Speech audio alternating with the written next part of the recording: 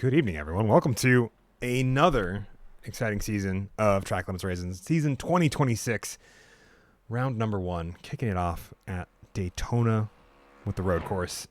We are rounding out the month of Daytona with one more race with LMP3s, GT3s, GT4s. Once again, I am Fennicini, joining you in the booth as always, and alongside me is going to be one Philip Millie. Welcome back to another season of Track Limits Racing. We're here. We're doing it. That we are. Yeah. I think this is probably the one that has like the least number of changes in terms of season to season stuff that we usually have. I think it's largely the same. Everything we had last season, still on offer. I mean, if it ain't broke, don't fix it. Very true. So in terms of the formula, it seems like we got it nailed down. I think especially move into the 50% fuel capacity for all classes just kind of like made it like dead simple for like how to like plan your strategies out and stuff like that. But absolutely. But yeah, I'm really looking forward to it. And we got some pretty good races this season on the calendar. Yeah, we certainly do. I think it's gonna be one of my personal favorites in terms of what our schedule looks like this season. Starting out, obviously, this week we have Daytona. Next week we go to Sebring, and then we have the following week we go to Long Beach. It's a triple header to start, and we'll bookend February with that, and then Laguna Seca, then to Detroit in the middle of March at the tail end of our immediately following that is Watkins Glen. April 4th, Road America. The 11th is VIR. Indianapolis and Road Atlanta round out our season. Which of those are you looking forward to most, Phil? Detroit. I mean, honestly, Detroit. It's going to be absolute bedlam, and I can't wait. It absolutely will be. I'm looking forward to Long Beach as well as Road America are my two favorites. Yeah. Long Beach, I think, is just a track I love driving most of the time.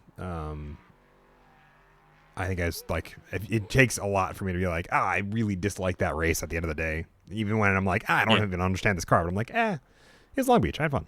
So it's going to be a good one. It's going to be a good season. A lot of fun back-to-back weekends followed by some off time for drivers to kind of recharge, which I think will be great fun.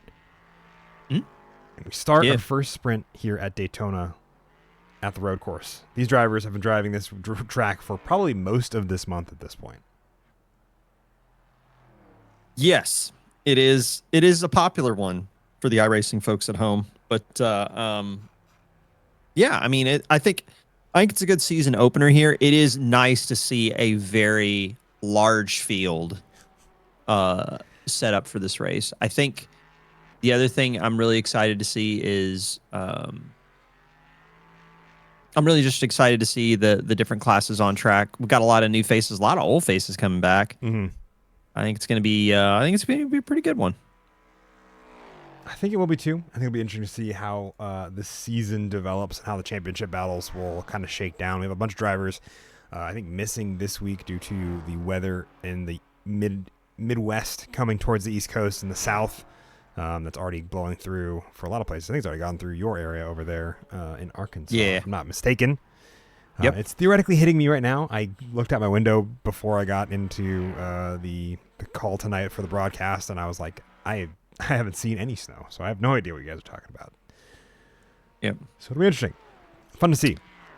But so just real quick, before we get into quali, I was wondering if we could talk about something serious that's going on right now. Certainly. I mean, let's look at these times. Like Jack Wilkins at the top with a 43.041. Mm-hmm. Now, I want to point out to the audience, just look down, like past 12th in LMP3 and look at first place Tyler Torville with a 43.576. So traffic's going to be interesting.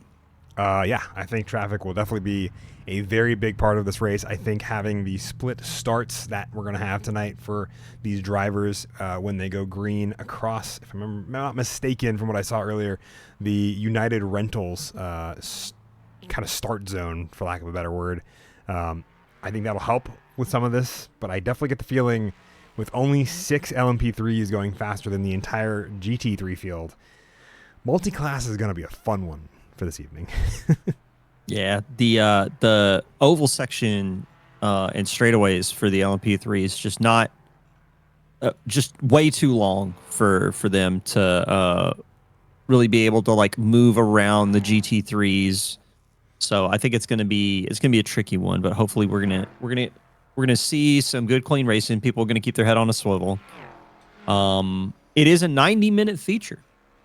Yeah. So we will be going from our 20-minute heat race into a 90-minute feature, so that we'll have a kind of an elongated round one to start things off. So should be exciting. Yeah, we got some more long races this season.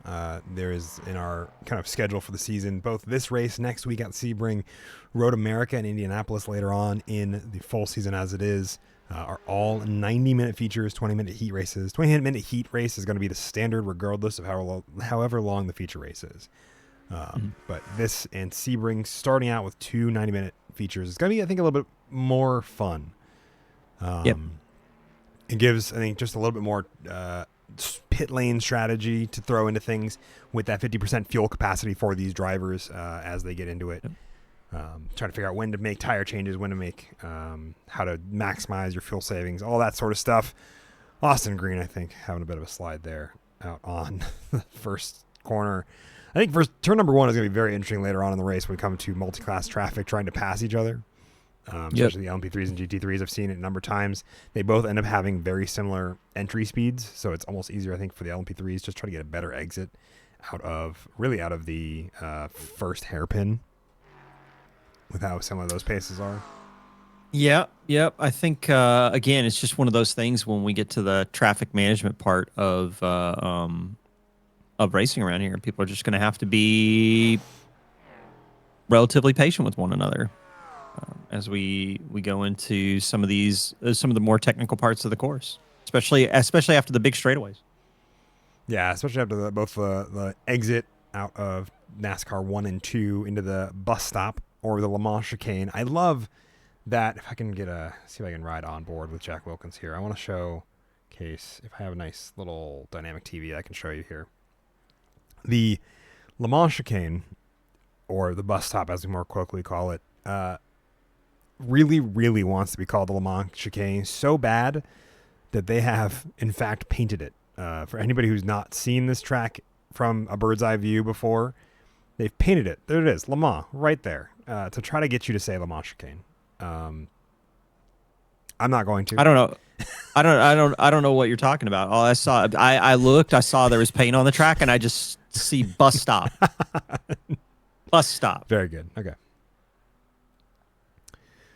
But speaking of times, 143.041, the fastest in practice here with Jack Wilkins, only 0.04 faster than Benjamin O'Shea, who is set in a blistering 143.09.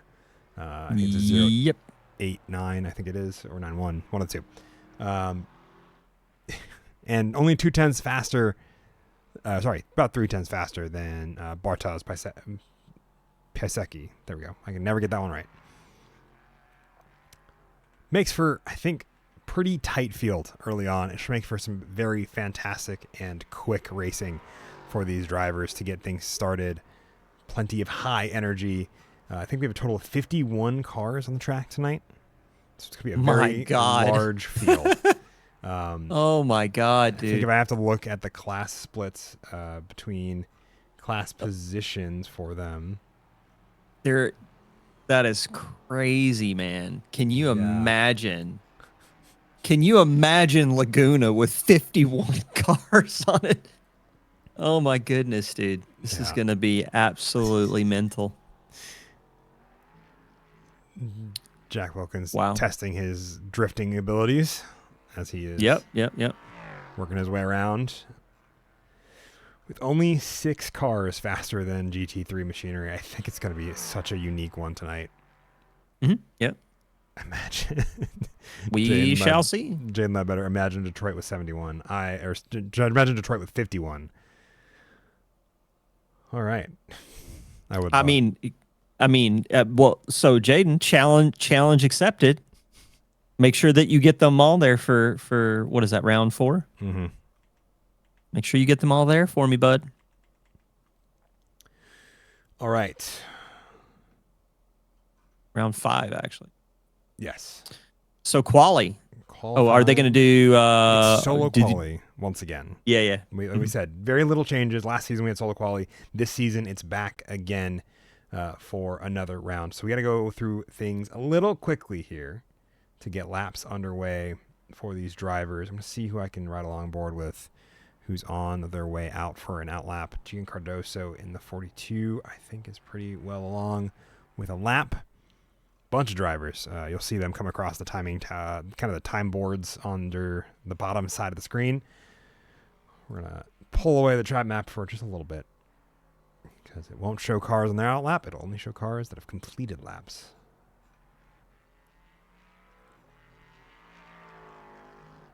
Lap times, very similar. I think we saw that. Little bit of a bigger gap between the GT3s and the GT4s. And that's just due to, I think, to the top end speed being different between those two cars as well. And slow speed because they have less downforce. Do I have that right? Am I missing something there?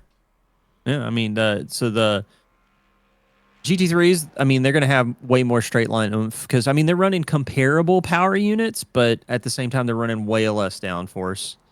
And also longer gears, if I remember correctly, for those cars. Yeah. It's going to be, well, actually, I'd say probably if I remember correctly, I think it's like a 5-liter power plant in the LMP3s. Mm-hmm. But so probably actually we're talking about stuff that's probably getting closer to what the GT4s have. So who are we on board with? We are on board with Gian Cardoso. Yep. You want to walk us through the lap? Fantastic. Yeah, absolutely. So he's going through turn 1 right now, getting set up on entry into turn 2. He's taking a bit of a tight approach, going through the fast chicane section before he hits International Horseshoe. On the brakes, he's going to push it out wide, go over a little off track on the left, but that's perfectly legal. And as he goes through the dog leg, setting himself up for the West Horseshoe before he hits turn 6 up here. This is another area where I feel like, Finn, we could see traffic get really awkward. Oh, yeah. Especially when you've got slower cars that are going onto the oval section. So it was incredibly awkward during the Roar. I saw it being equally as awkward for the Daytona 24 on iRacing special event. I can only imagine it will probably be in a similar vein here tonight. Everyone's favorite corner on this track, the bus stop chicane. Now with more sausage curbs. Yep, now with more sausage curbs. So, yeah, punishing people if they get a little too loose on corner entry, corner exit. And then rounding out turn 13 before he hits the front stretch. Which is pretty much, you're flat out for a good portion of this lap. So, I don't think we'll see a whole lot of fuel saving happening this time by for most of these drivers. As they get their first laps in, we're going to see a bunch come in. I want to see, who can I hop on board with? Let's hop on board with Mark Coyne, see what a lap in the GT3 looks like. Coming partway through, into the first hairpin, you'll see basically just a little bit slower of a lap. Mostly the same thing in terms of notes. These cars are similar to their LMP3 brethren, but a little bit slower with less downforce means they get a little bit faster in the straight line speed once they get up to speed. Same is true for the GT4s.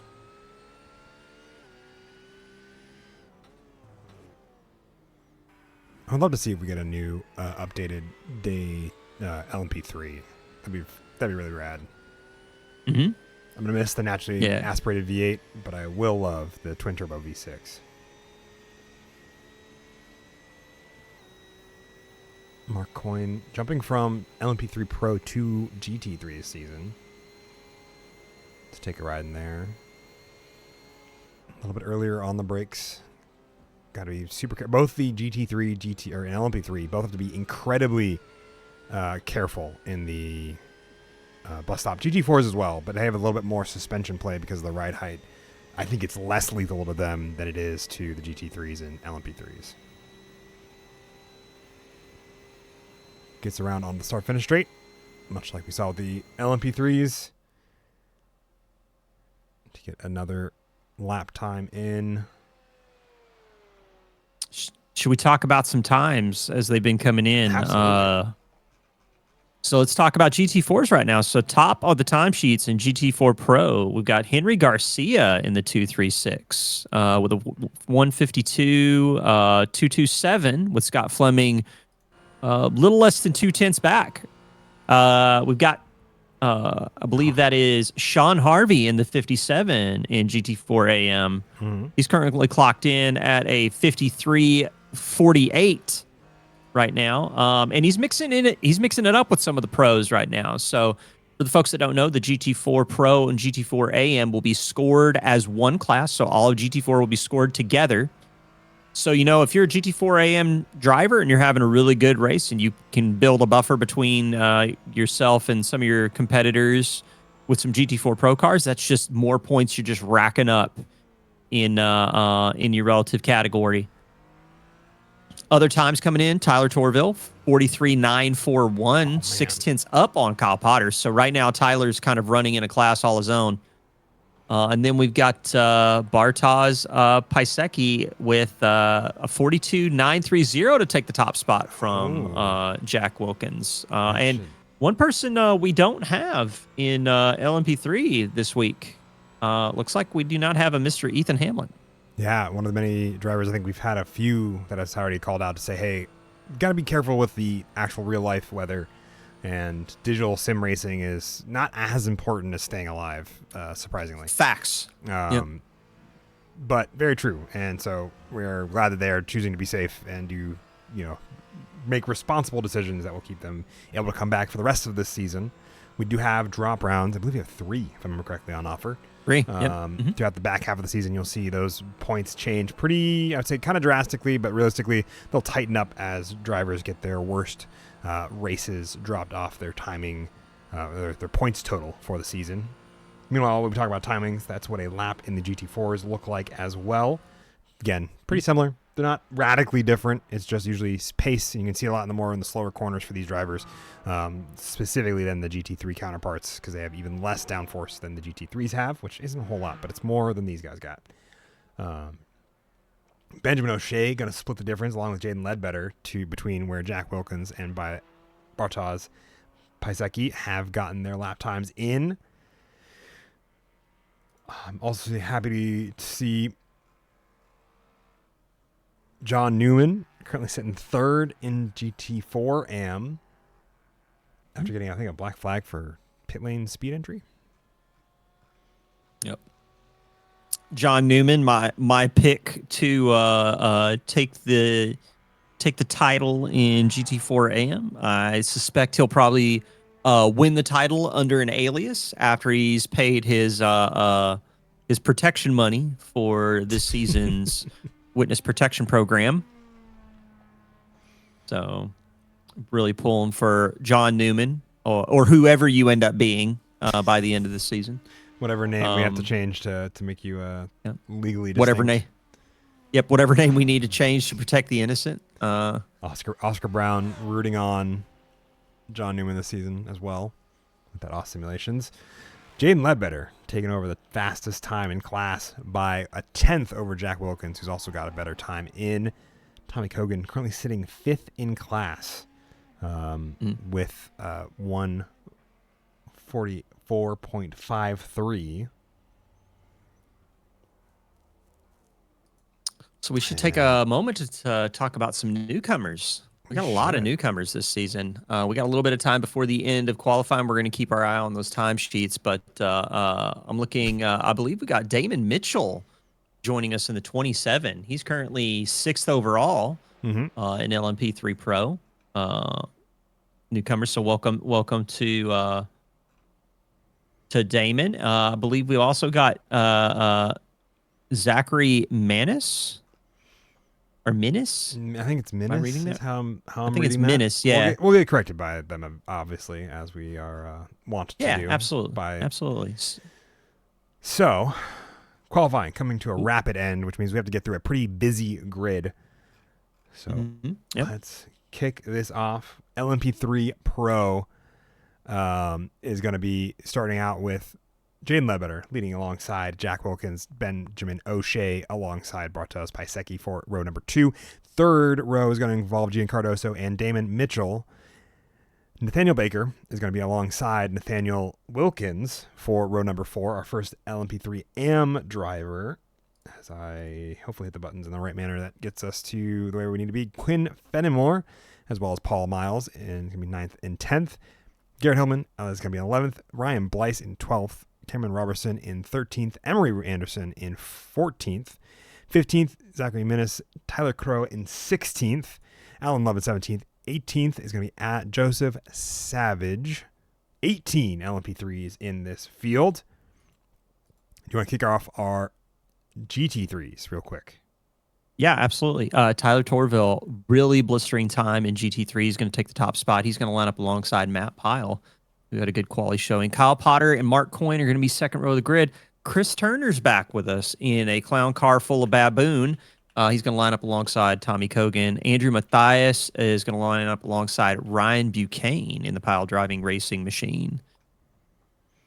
Man, and with Let's all get those... some... Gotta hold on, wait. Oh, we missed a whole bunch. We got a whole bunch more. Keep going. Gab Chavez is going to be alongside Paul York. Herbert Pineda Sr. is going to line up alongside Tanner Schiffner with Austin Green, Robert Lewis, 13th and 14th, respectively. Christopher Blue and Ryan Nolan, 15th and 16th. And Eduardo Zamora in the 228 LS Racing is 17th. Awesome. And to round out our GT4s, as we are gridding is now underway, and we're about to get going here with that pace truck. Henry Garcia leading alongside Nick Bowen. Scott Fleming going to be alongside Corey Lobner in row number 2. In row number 3, that's going to be Jake Hewitt. Tim Mello in row number 3. I just said that. Sean Sullivan, Lee Wu is going to be in 7th and 8th. 9th is going to be Sean Harvey alongside Sophie Bozeman, John Newman, Drew Friedman, Adrian Marozak, Andrew Seelig, William Lewis, Zaxton Haleman, and Logan Branson round out the 17 GT4s. 17 GT4s, 18 LMP3s. I believe we have another 17 GT3s. Yeah. It's going to be a big field. A busy night tonight. Yep. I'm going to try to catch all of these race starts for these 3 classes. They go when they hit that United Rentals restart zone, if I was going to use the NASCAR term. So we'll see each one independently. Ideally, let me get this track map open for you so we can keep an eye on those 3 from when they launch. A big gap left between the GT3s and GT4s. If Jake is 4th in pro, I may be cooked this season. It's possible. Andrew Mathias, Ryan Nolan labeled as crash. I think that's just cars slowing down to the point where they get flagged as crashing.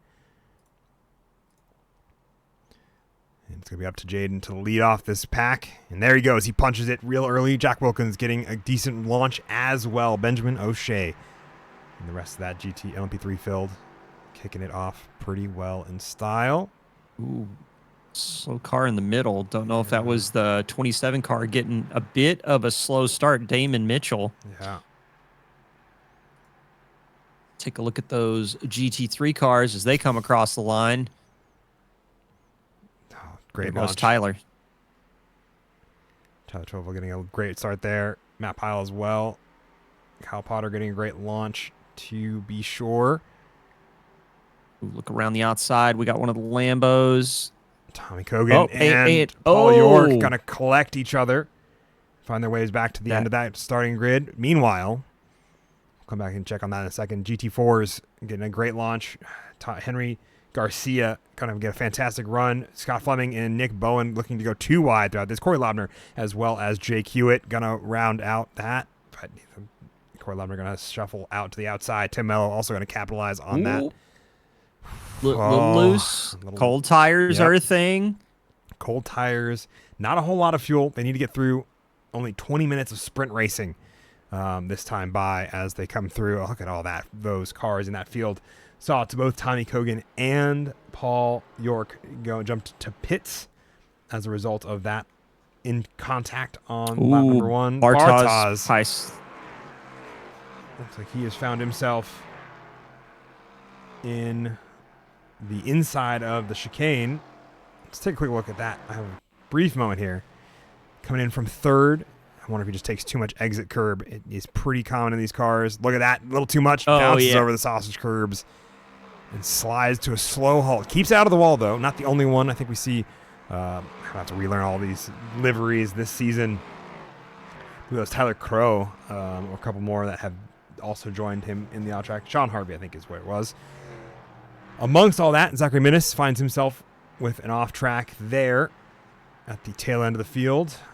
And the LMP3 is starting to spread out just a little bit. Matt Pyle and Kyle Potter looking to duke it out once more with these 4 cars. Let's see if I can ride along board. Chris Turner at the tail end of them in that Mustang. Let's see if I can ride off of the roof of him, see what the front half of the GT3 field looks like.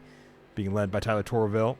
Ryan Blyce labeled as crashed amongst the LMP3 AMs as well. Phil, opening thoughts. I mean, in terms of collisions and crashes, there was less going on here on lap 1 than there was in the actual Daytona 24. So can we just say TLR, cleaner racing drivers than actual pros on television? Shots fired. You're not wrong, though. That's right. I think we've seen 2 cars actually run into each other, and that was still, I would say, a much smaller wreck compared to some that we've seen in the opening scenes of the Daytona 24 in real life. Yep. All I gotta say about it is that there's 2 races you could watch. One's got a wealth of people dressed with red noses and clown shoes. Whoa, you be the judge. Bo and Jake Hewitt almost getting into contact as well. The whole front half of this grid separated by only like 3 seconds from Henry Garcia all the way back to Lee Wu in that 26 Porsche. Gotta see if I can do another cool onboard. Look at that. There we go. You can see the entire GT4 Pro field all spread out there as they get through NASCAR's 1 and 2. GT3s finally catching some of the slower LMP3s. We also got Bartosz Pisecki crashed again along with Nathaniel Wilkins, excuse me. So this is going to be interesting now. If Tyler's already caught the back of the LMP3 field. Let's see here. Tyler Crow. You can see him in the background of there. That's the rear. And you can see there's Tyler Tourville, as well as the rest of the GT3 Pro field. So Tyler Crow has to get a little bit of a move on here to stay ahead of them. Had to go serve a slowdown earlier on. And then we saw Bartosz Pisecki with a meatball flag as a result of a crash just later on. I wonder if that was anybody else involved. I'm going to take a quick look at this. Pretty busy. Locks up the front. What happened here? Oh, yeah, definitely just happened there. Yeah, loses it into turn number 1, has damage to that front end, and tows it rather than damage anybody else's race. Gian Cardoso, Quinn Fenimore, and Damon Mitchell all with slowdowns and incidents. Yeah, Damon Mitchell... Cameron Robertson, Nathaniel Wilkins, as well as Quinn Fenimore, all getting slowdowns for the bus stop once again. GT3 Pro Field, LMP3 Pro Field. Pretty close, especially Jack Wilkins and Jaden Ledbetter there at the front of the field. Bit of gaps between a lot of these groups. A trio of cars involving Joseph Savage, Gian Cardoso, Damon Mitchell, duking it out. Nathaniel Wilkins, Cameron Robertson, 2 wide going through turn number 1. How are the GT3s doing? I know we're cycling through pretty quickly. Yeah, GT3's still gaining on the LMP3 field, but it does look like Kyle Potter's in lead of this train going back from P2 right now. Currently a 1.7 second gap between Tyler Torville and Kyle Potter for the top spots in GT3. Chris Turner is sticking close to Mark Coyne. Usually Chris Turner is usually in chat as member of Mark Coyne, hardest working man in sim racing fan club.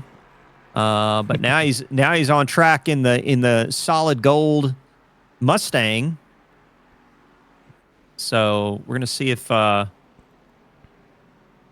Coyne can keep Chris Turner at bay. That is the goal. I saw this gap go down to a second. Robert Lewis finding his way off track in the West Horseshoe. He's going to drop a few spots as a result from his spot in 10th where he was before that. Getting passed almost passed by Ryan Nolan. Ryan Nolan going to hold on to the outside there in that Arasaka liveried Mercedes AMG. Wonder how much he's getting paid for that one. Jane Ledbetter, Jack Wilkins going to be dueling it too wide throughout turn number 1. We'll take a jump back into the GT4 field here in a moment. So history lesson there. Robert Lewis in the 949 McLaren. That's my former co-league organizer. I mean, he was really the boss man. I was just the broadcaster. But glad to see Beltan back in the car in the 949 McLaren. So should be exciting to watch him this season. Yeah, Jaden Ledbetter still holding on to the lead he had initially by getting the good inside line there at turn number 1. Very cool to see. I love it when you see league organizers, individuals who spend a lot of time out of the car, get back into it, because it is the whole point of this endeavor is to have fun driving cars. Look at this train behind Henry Garcia of drivers that all want to have a great run out of turn number 1 here. Who's at the tail end of this? Tim Mello, I would say, is there. Damon Mitchell, Joseph Savage labeled as crashed. We'll take a look at that here in a second. As well as Sean Harvey from the GT4 AM. Such a busy track. A meatball flag for Joseph Savage. He's going to jump to pits. So not cause problems there. Those two drivers are going to lose a couple spots as well as they get through that pace. Oh my gosh. Am I missing something here, or is Ryan Buchanan? Is it Ryan Buchanan that's in the Cole Trickle mellow yellow livery? I believe you're correct. No. It's not Ryan Buchanan. It's Tim Mello. Yeah, Tim Mello. Tim Mello in the 23 running the Cole Trickle mellow yellow livery. I love it. I mean, with a last name like Mello, it kind of has to be. Yeah, kind of, yeah. I mean, he was born for this.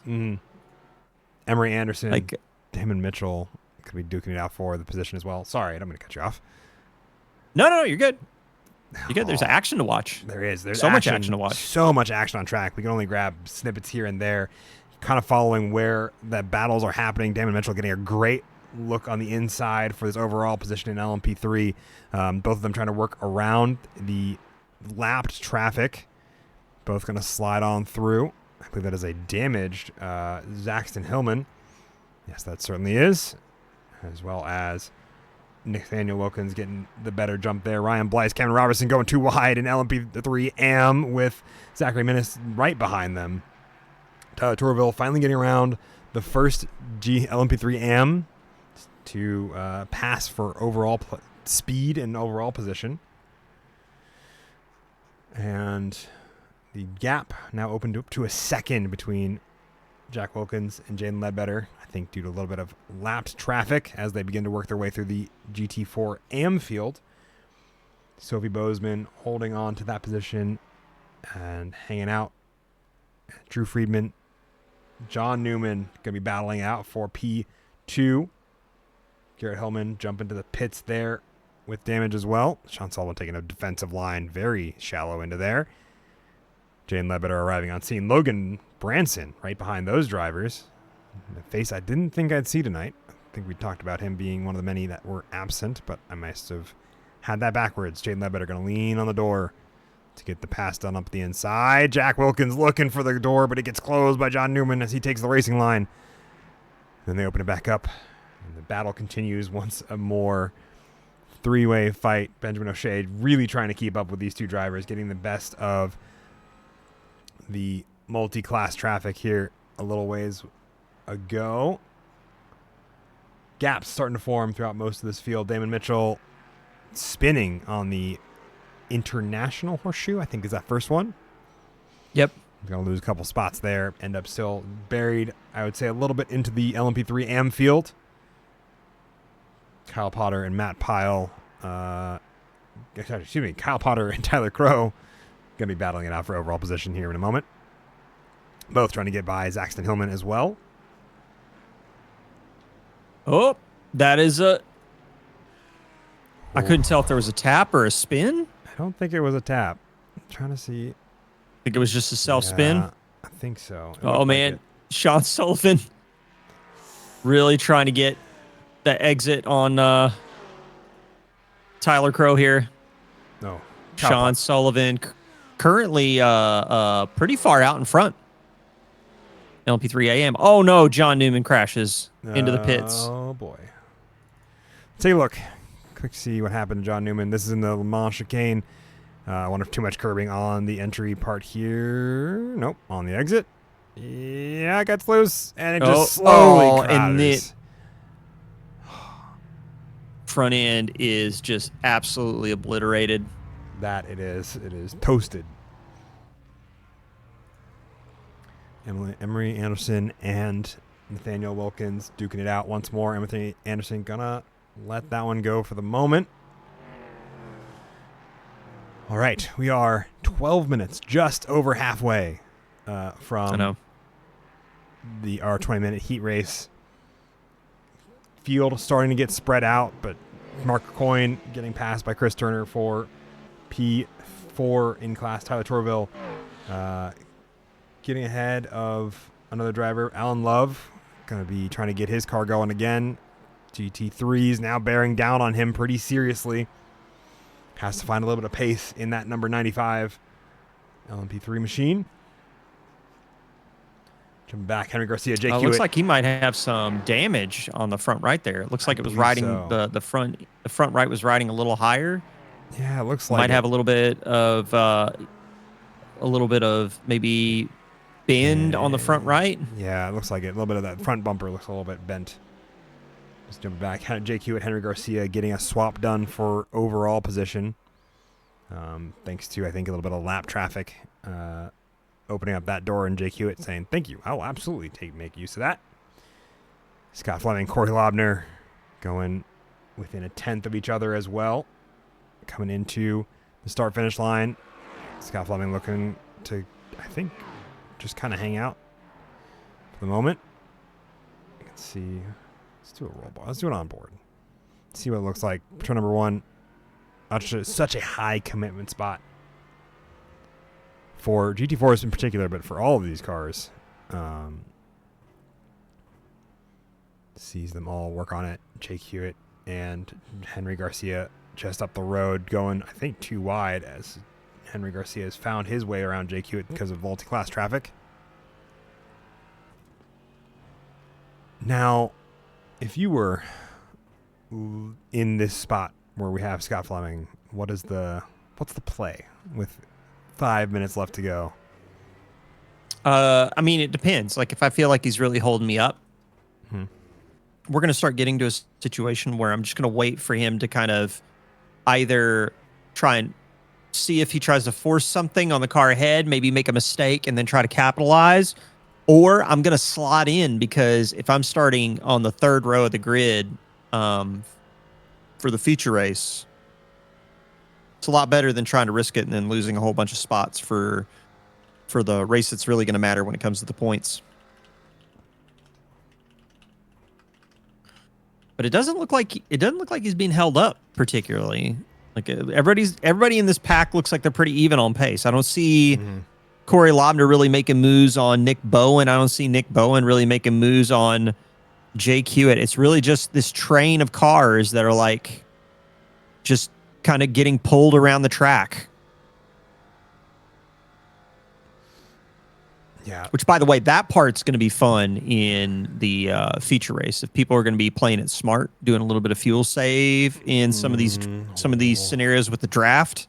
Yeah. Although Corey Lobner looks like he's getting ready to make a move. Yeah, I was just looking at that. I was wondering whether or not that was going to happen, because I saw that those lights dip behind the tail bumper of Nick Bowen right in front of him, and I was like, oh boy. We got an LMP3 in the background there. Yeah, that's going to be Nathaniel. Going to have to find his way. No, through the traffic. Yeah. I thought it was Paul Miles. Okay, so Whoa. Miles getting ready to. This might be all that Scott needed, but Corey Lobner's got the inside line. Diving back to that fight for those two drivers. I think that has broke up the main pack there. Gian Cardoso also looking to get around. Put it on the blinkers.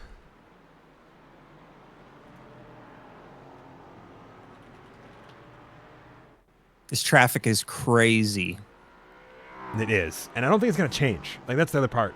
I think we're going to see more of this pretty much all evening. Yep. As you tell the Crow, trying to make up some spots here. I was following kind of the relatives. Speaking of relatives, look at this chaos. There is just so many cars all throughout there. 3 wide on corner exit out of turn 6. We talked about it. Okay. So yeah, it is 3 a.m. there. But it is prime racing time for some folks. So we got crashes. We got Benjamin O'Shea. Benjamin O'Shea involved in something. Yeah. I wonder if he just put on the brakes because he definitely is still running in third. A solid 5 almost 5 seconds ahead of Paul Miles, 10 seconds behind Jack Wilkins, who's 3 seconds behind Jaden Ledbetter. There is, however, Gian Cardoso catching up to Paul Miles in P4 overall. Paul Miles in AM leading the AM class after all that insanity. Andrew Mathias passing Alan Love for P19 in overall, as well as we look at these two drivers continuing to square off for position. Nick Bowen getting a better run than Jake Hewitt initially, but this has turned into a 2-way drag race down to the kink. Jake Hewitt on the inside line lifts a little bit to allow them both to go through successfully. And then in comes... I believe that's Cameron Anderson in the background there of LMP3. And Cameron Robertson, Emery Anderson, and Ryan Blyce all within a second of each other trying to navigate this traffic. Yeah, this is very tricky, but again, it's going to be about being patient. Got to try and not compromise your race too much when dealing with this traffic.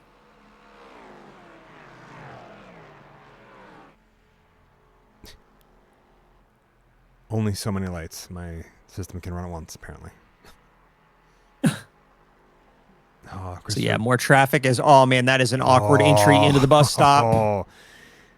Cooler heads prevail. Henry Garcia getting a decent run out of that. Cameron Anderson, or Robertson, excuse me. I want to say Emery Robertson, Cameron Anderson, but it's the other way around. It's Cameron Robertson, Emery Anderson. Anyway, he's found himself crashed. Let's take a look at it. I mean, everything looks fine. Well, nope. Really kind of curious what happened. Maybe a little bit too much input and then touching the brake. Yeah, let's take a look on the onboard from the roll bar. See if we get more out of here. I think it's just too much. Yeah, too much curb there.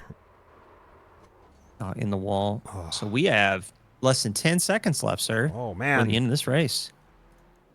Where's Jaden at? Jaden is right here. 3 seconds ahead still of Jack Wilkins. Both these 10 seconds ahead of Benjamin O'Shea. I get the feeling white flag is in the air, so this will be the last time by for Jaden Ledbetter and Jack Wilkins, as well as the rest of the field. One more time through the bus stop. So Jaden starting off the season just right. Going to try and get a nice points advantage going in round 2 on Ethan Hamlin, who will be back with us for round 2 at Sebring. Mm-hmm. So, yeah, he's just trying to bring it home. Benjamin O'Shea finds himself in the wall. Or actually, sorry, not in the wall, thankfully.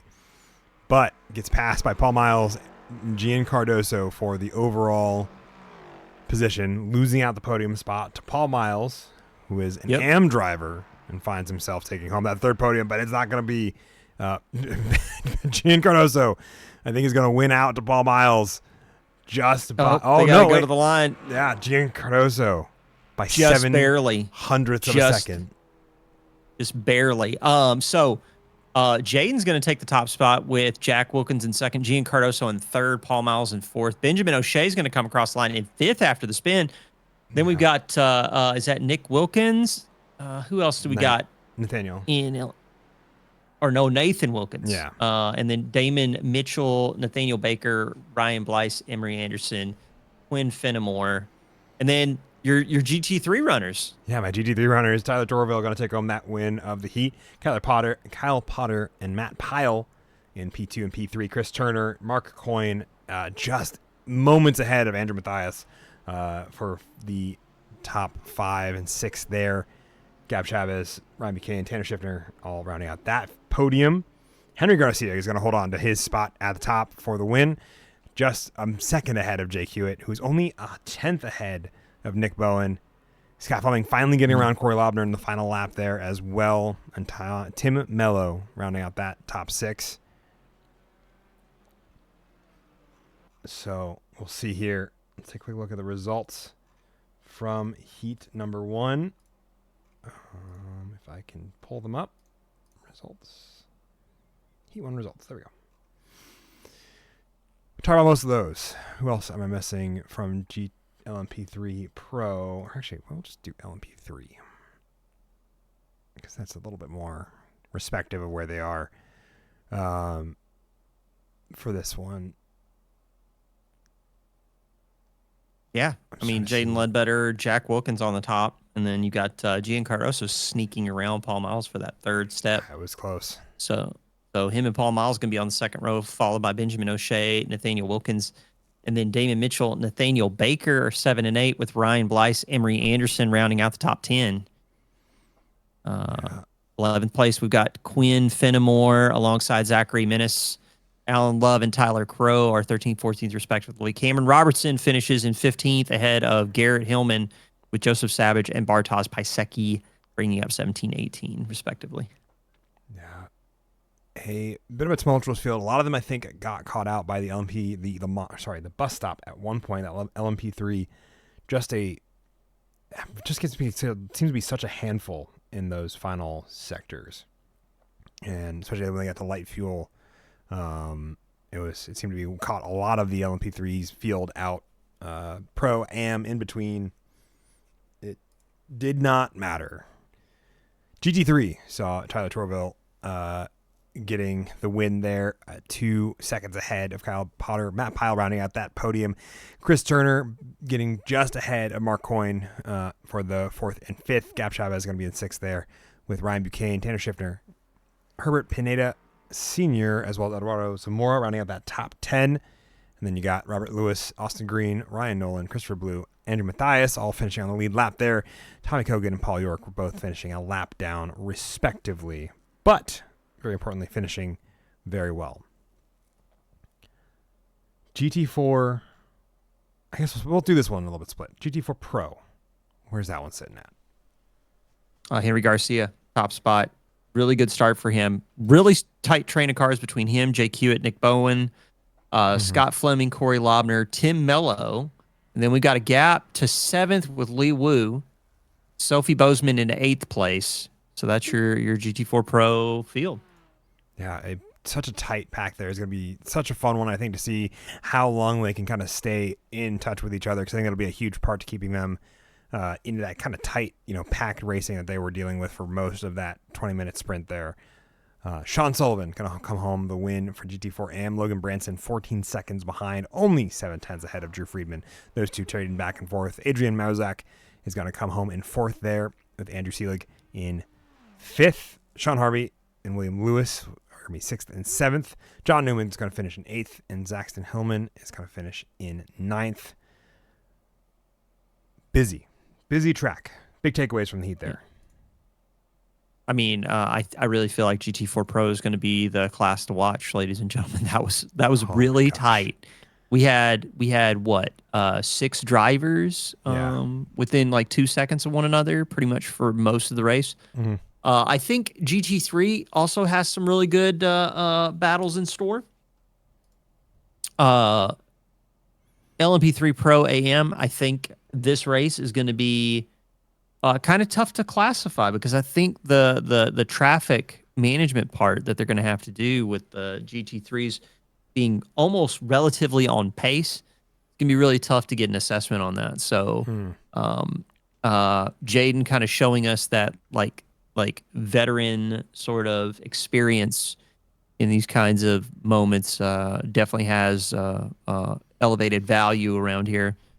But that we're gonna see that put to the test here in a minute, Finn, because we're about to race for 90 minutes.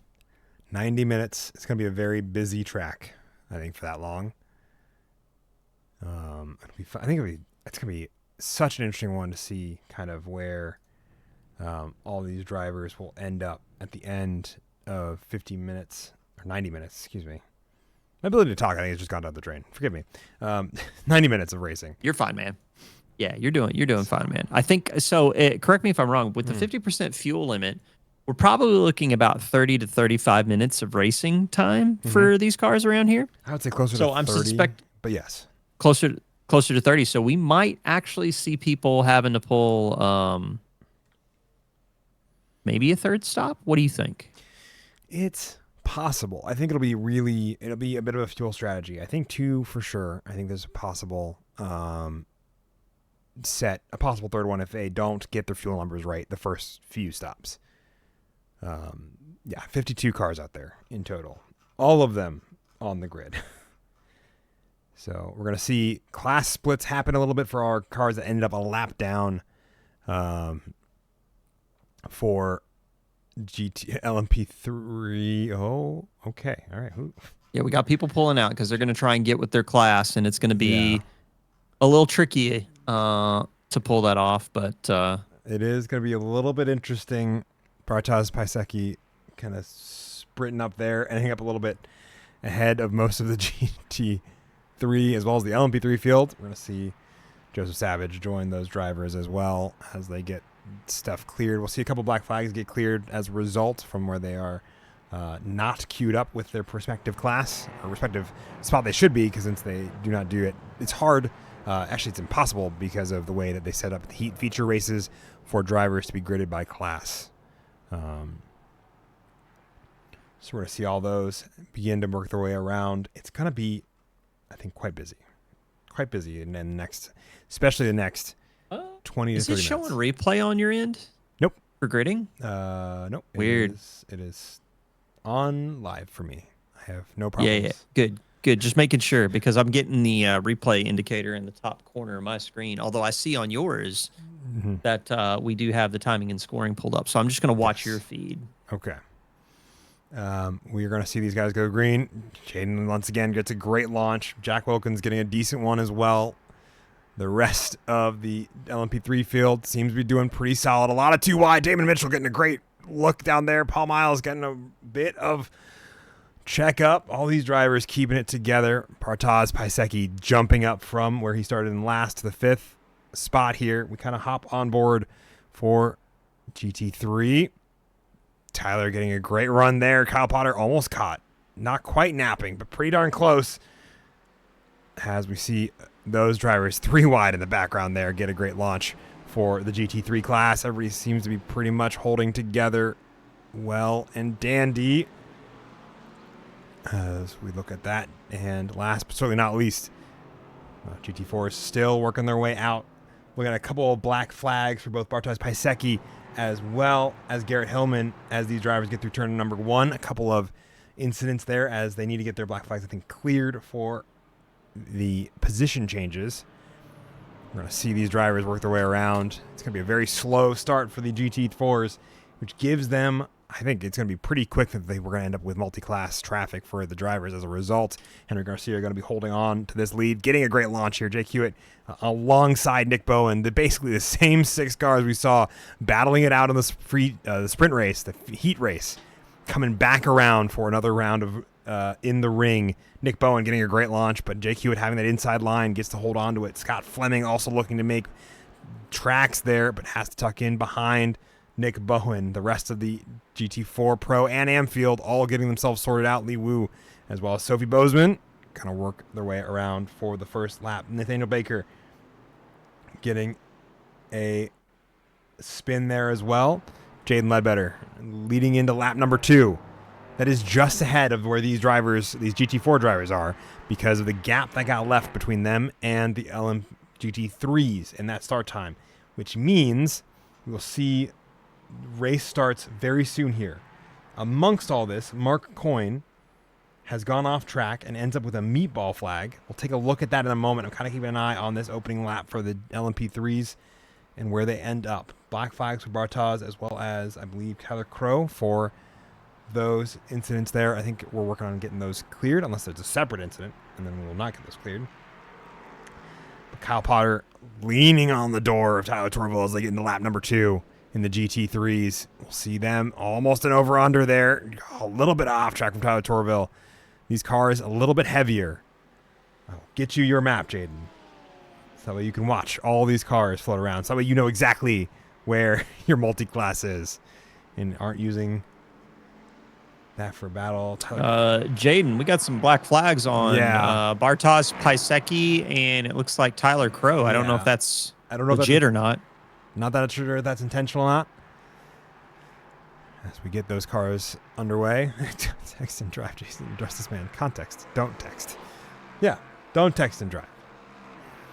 But it's Jaden. Jaden will always text and drive. Once again, these drivers getting into lap number 2 for GT4. All 6 of them.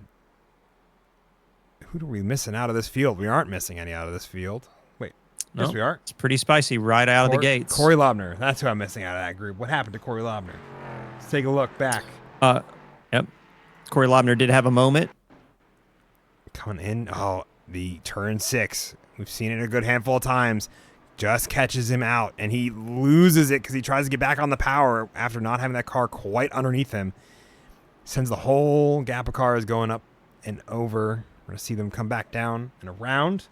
Let's take a look. Andrew Mathias labeled as crashed amongst all these others in the GT3 field. I think he's just too much curbing. Sends him sliding into the infield. And that tarmac runoff, able to kind of keep it out of the way, thankfully. And last but certainly not least, Mark Coyne, labeled with an off-track, but not a crash. I'll take a look at it early on. Ooh, coming out of the kink, too much power.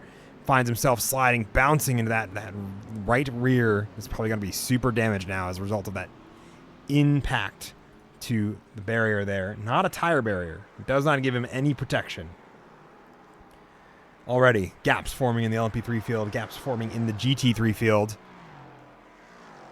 Gap shot. And GT4 is still pretty tight. It sure is. A little bit different. Nick Bowen has to serve a slowdown penalty for going off track in Le Mans chicane. So it's going to see him kind of, I think, drift out of the initial pack of driving, especially as Lee Wu gives a little bit of a bump draft to Tim Mello.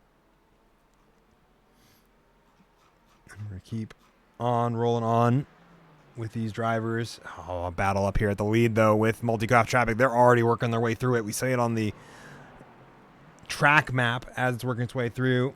Joseph Savage getting a meatball flag for incident there. Oh, both these drivers working their way through traffic. Sophie Bozeman, as well as the likes of Andrew Seelig for these two. Take a look on the onboard. What we got with Jack Wilkins, where he sits in second here amongst these cars, amongst these drivers. He has to take the opportunity, says he's going to wait and then use the leverage there to get around Logan Branson. He was coming out just behind Nick Bowen after Nick Bowen's. Oh, good catch of a spin there. Whew. Busy start, huh? It is, and now watching Jack kind of get held back behind the Rennsport Mustang, but now back out on the oval section. Looks like he might find his way around Sean Sullivan. I believe that was Drew Freeman in the number 7 that he was getting caught up behind, but now it seems like he's free to catch back up. Yeah. Damian Mitchell really hanging with Jack Wilkins this time. Yeah, Damian was at a pretty feisty start to the heat race, but now it looks like he's got his feet underneath him. And it seems like he's pushing pretty well. Benjamin O'Shea, 1.7 seconds back from the top 3 right now in LMP3 Pro. Yeah, good recovery there for Benjamin O'Shea, as well as Damon Mitchell. Up 3 spots for Damon from the start of this race. We're going to see Jack 3 wide as Jake Hewitt tries to make a lunge for Henry Garcia into the turn number 1. Jaden Ledbetter making it a little bit more difficult. Damon Mitchell saying, I have no time to waste, and wants to work his way through as well. Tim Mello getting the fastest lap at GT4 amongst all of this chaos. As we see a change in GT4 Pro's lead. But the gap tightening up. Benjamin O'Shea running into Scott Fleming there. Fleming, yep. And that's going to see a good number of cars go by as that incident happens. I'm going to take a look real quick. I would rotate the car to the outside and try to get back on track and not lose too many places. But yeah, I mean, from where he was, there's no good option that may not have caused more incidents except for waiting for the field to pass. So Christopher Blue also joining those as crash. I want to take a quick onboard look with Benjamin O'Shea here into this incident. So he gets around Lee Wu. He's so late on the brakes. And just bumps into. And then Paul Miles collected. Paul Miles just gets. Yep. Paul Miles managing to keep the car going in the same direction. Mm-hmm.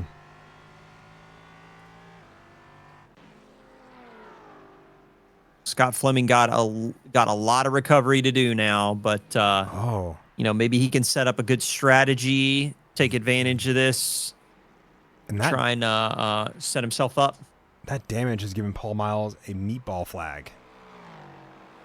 Oh, interesting. Yeah. So he didn't take that much of a hit at all. Nope. But that now they do enough. have fast repairs to leverage here. I wonder if he's gonna. Okay, here he goes. He's getting ready to come in. Wonder if he's going to leverage that fast repair.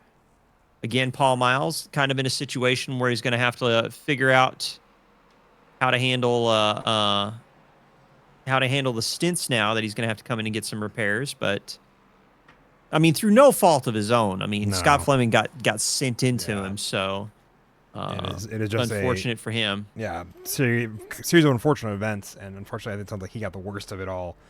Zachary Menace also getting a crash and having to come in for the. So if I'm Paul Miles right now, or Scott Fleming, like I'm looking at this opportunity now, it's like, okay, I could set myself up for, maybe a 2-stop.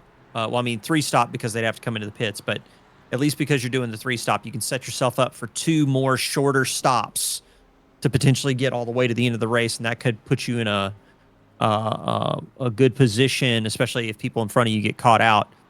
So, but we'll see how they handle it as they continue to get back to the grind. Yeah, speaking of getting back to the grind, Jack Wilkins 2/10 behind Jaden Ledbetter here at the front of the LMP3 Pro field as we get into the first 10 minutes of our hour and 30, our 90-minute feature race. Gaps starting to form in all of the classes, pretty much from start to finish. But still a nice, I'd say, rather close grouping of cars. Henry Garcia, I think, finally falling out of the draft of Jake Hewitt. Potentially, Jaden Ledbetter having to take the inside line. Jack Wilkins getting a great look on the outside, but who's going to be latest on the brakes? Inside line for Jaden Ledbetter. Outside line for Jack Wilkins. He's looking for that over-under. And he's going to It's really tough to pull that out in so hard. turn 2. Yeah. Because there's no straight line out of turn number 1. It's immediately into a chicane, so that way the pit lane can come out. Makes it very hard to get a pass done on the outside of turn number 1. Yeah, it looks pretty tricky right now.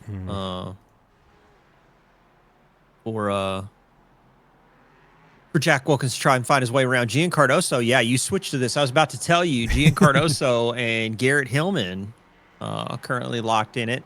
Can I take a quick look as well? Just a moment further back. Yeah.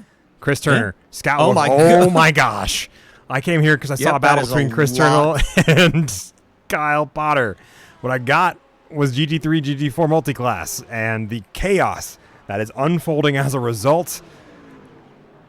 Oh man, who else? So I think Chris was like taking like a very conservative approach to that, because it looked like he backed out a little bit and just let Ryan Buchanan go. Yeah. It's like no reason to like.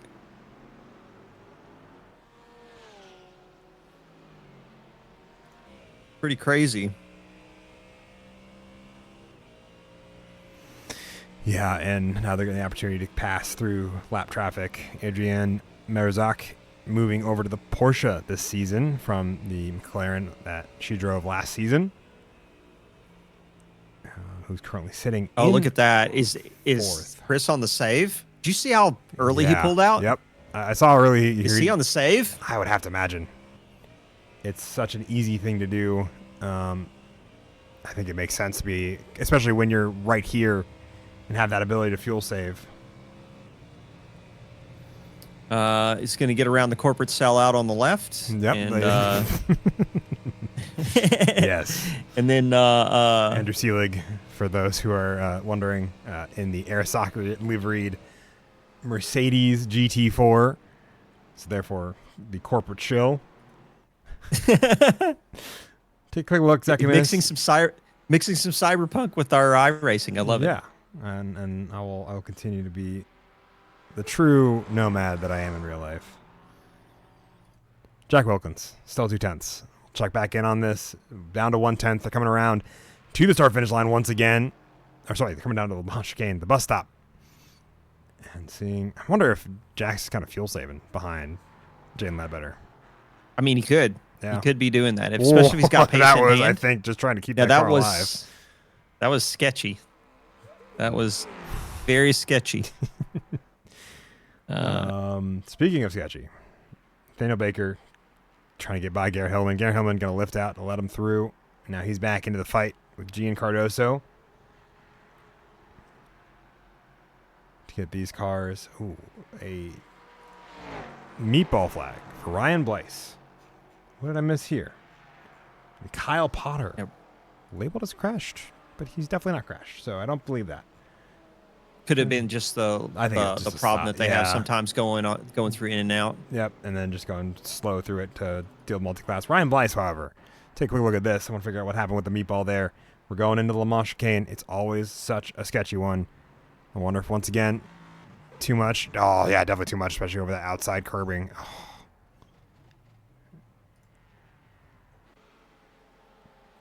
So I'll see him. Unfortunate. Diving in, hopefully for a quick stop. Might be using the fast repair, depending on what he's going to try to do. Yeah, I think that is the plan here. Oh, Tommy Kogan trying to get up into contact and more seriously alongside Andrew Mathias. Both of these drivers up a number of positions. Oh, that look on the inside, and Tommy is just going to roll right through.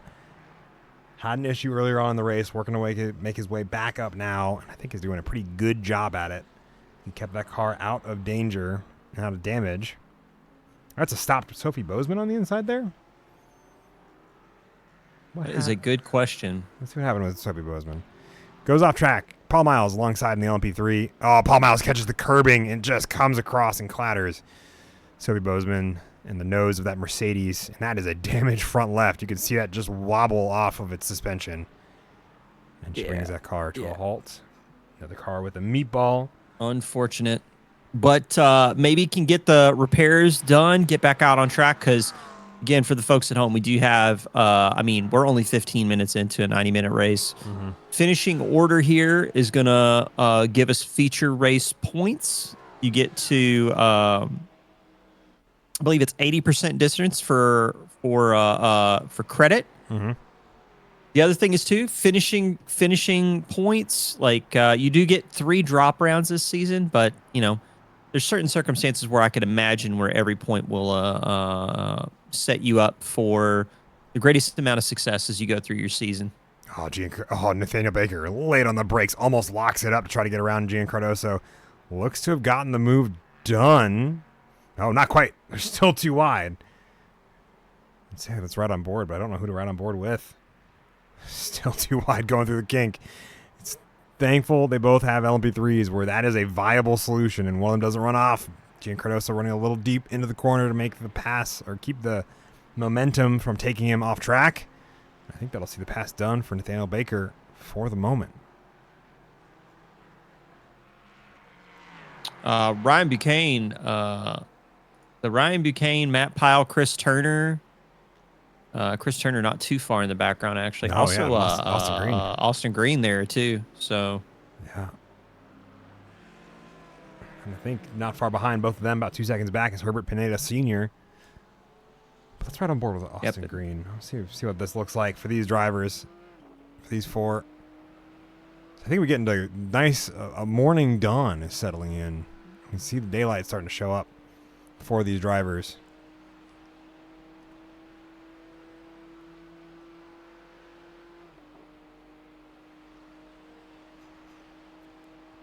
Zachary Minnis also with a meatball flag, I think, for an incident in the bus stop. We'll take a look at it here in a moment. Keeping an eye on this battle here for these 4 cars. Oh. Try to use as much curbing as you can without losing control of the car, and it's such a dangerous game you play between the two. As much as you dare.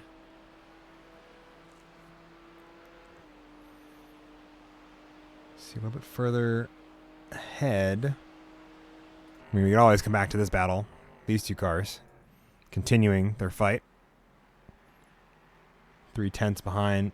Jack Wilkins keeping Jaden Ledbetter honest. Tyler Crow, Quinn Fenimore, as well as Nathaniel Baker. Nope, excuse me. Tyler Crow, Quinn Fenimore, as well as Bartosz Piasecki.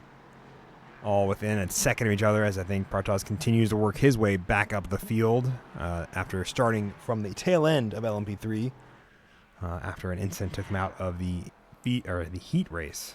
That sprint 20 minutes early on. And he's off to the races. Ooh, Tanner Schiffner to the pits. Oh, hold on. Jaden Ledbetter labeled as crashed. Uh-oh. What did I miss here? Jaden Ledbetter is... Oh, and was there contact or just... Nope. Jack Wilkins did put on the binders to not crash. Oh, damn it, Mitchell. Getting around. Just spun it. What happened to Tanner Schiffner then? Yeah, that's what I'm trying to find out. I'm trying to find out what happened to Tanner. I don't see him on the... Maybe have a connection issue? I wonder... No, there was a jump to the pits. I'm just trying to see... So, Mark Coyne gets around Tanner Schiffner. Jake Hewitt gets around Tanner Schiffner. Yeah, I thought I don't see a Tanner Schiffner goes off track or Tanner Schiffner has crashed.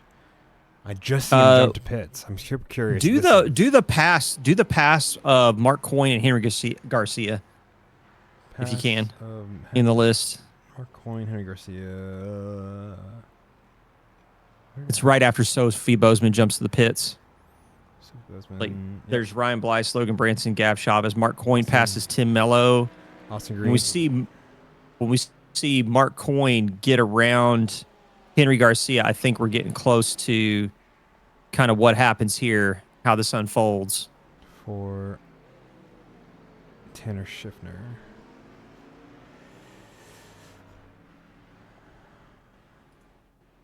Well, he's out of pit lane at this point. Okay, yeah, so he must have already had the thing. The other thing, too, is that it could be that because he jumped to the pits. I'm just so confused now. Anyway. All right. Moving on. I'm not sure what happened here. Yep, we'll come back to it. Eduardo Zamora diving into pit lane. Again, Jack now battling along with Dan Mitchell as Christopher Blue has to deal with both of them from where he's at. He's going to lose control of that car. And that's going to collect Jack Wilkins. Damon Mitchell's going to capitalize on all of it, and that is a broken rear end. Well, actually, that's so unfortunate for Jack Wilkins. And he's going to try to drive it, but it is going to crab incredibly. That's rear suspension's done.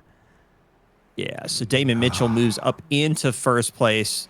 Jack Wilkins to the pits. Hopefully going to get the repairs, get back out on track, get some points in. He's saying that saying that there was a DC for Tanner Schiffner. That makes sense. For Tanner Schiffner. Didn't see anything in our markers for what happened there. But meanwhile, Matt Powell is getting a push from Chris Turner, or excuse me, Brian Buchanan. I think we're. Oh, that's Oh. That goodness. was Okay. that was something. That was I couldn't tell if it was a bump draft that showed up late or if a early break led to a rear end. Like I don't know, but Yeah. everybody's live. That's all I got to say about that. Yeah, I was surprised everybody was alive. I was not expecting the bump between Ryan Buchanan and Matt Pyle to be one that both of them walked away from. So you look out over the wing there, or under the wing there, really. I love the Mercedes GT3. I have a soft spot in my heart for it. So I'm excited to see people driving it this season. Battle further back here, just a little bit behind. Austin Green getting the better exit onto the NASCAR 1 and 2, turn 7 and 8, or turn 6 and 7, I think. Seeing him going to be just ahead of Ryan Buchanan. Ryan Buchanan getting a great launch here, getting a better run because of the draft. Sees him go too wide into the braking zone. Austin Green's going to not really back out of it. They're going to run too wide through it. It's going to cost them both a little bit of time for Ryan Buchanan. Chris Turner is going to hang out still. A couple tenths behind both of them. Mark Coyne a lap behind them, but on track trying to keep up with them. Quinn Fenimore, Christopher Blue labeled as crashed. Christopher Blue, wonder if he's off track. Looks like he's pulling the car away. Let's see what happened here real quick. Yeah, not sure. Into the braking zone of the International Horseshoe, the first hairpin of the two on track. He just gets a little bit of a tap from Quinn Fenimore. Unfortunate. And then Quinn Fenimore just drives off. Ender Mathias, Robert Lewis, Tommy Kogan, all still back battling with one another as Ryan Buchanan finds himself around in the International Horseshoe as well. Robert Lewis, Tommy Kogan, Robert Lewis going toe to toe. This is old school sports car series action happening right here, folks. This is old. I would say old rivals, old drivers. Well, I mean they raced.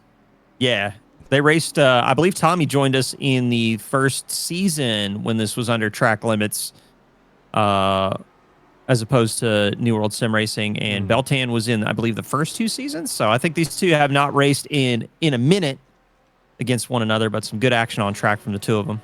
Yeah, as Tommy Kogan finds his way around. Gaps pretty well informed from the start of this race. Jake Hewitt 8 seconds ahead of Henry Garcia, who still holds a second gap between himself and Tim Morello. Or Tim Mello, not Tim Morello. Tim Morello is a different individual. Adrian Marozak kind of try to keep up, gets passed by Leave Corey Lobner, but will do her best to stay within the overall placements. Currently finds herself in third. It's a great showing there. That Porsche seemed to be doing well with the driver.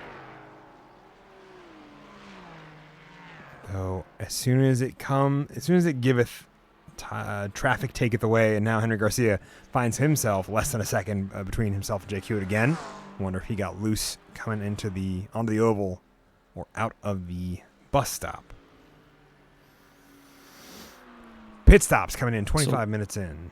Talk me through those. Yep, 25 minutes in, just watching. It looks like some of the GT3 traffic, or the GT3 runners, Tyler Torville on down. Now they're hitting their out portion right here. So wonder if people are stopping right now to kind of get themselves set up for maybe trying to split that last pit stop evenly with the remaining, let's say, what would that be, 65 minutes? Cool. So did Ryan Buchanan just hit the wall there? Might have tapped it. All right. Well, they're fine. In comes most of the LMP3 field. Look at that. Yep. Everybody died as well as a lot of the GT4 Oh, man, field. we got so much traffic here on pit road. This is going to be nutty. This is going to be a lot of fun. You're going to see a lot of the GT4 field. All these drivers who did not get enough fuel, as well as a black flag for William Lewis, I think, for probably speeding on pit lane. See how long that he is in the box. That'll be a good indicator there because that'll be a stop and hold penalty for that driver. And Chris Turner, Austin Green, gonna dive in. Oh my God, Chris Turner is so late on the brakes to try to get that done. As we see a couple more. Do you know how many laps this man has probably done at Daytona this month? So many. I think that's so true for so many drivers that we have with us tonight. All these drivers, this is like the last hurrah of their efforts for driving at Daytona. Robert Lewis also getting a black flag penalty. I wonder if that's for speeding on pit lane as well. It happens to a few of them. William Lewis in the box for so long.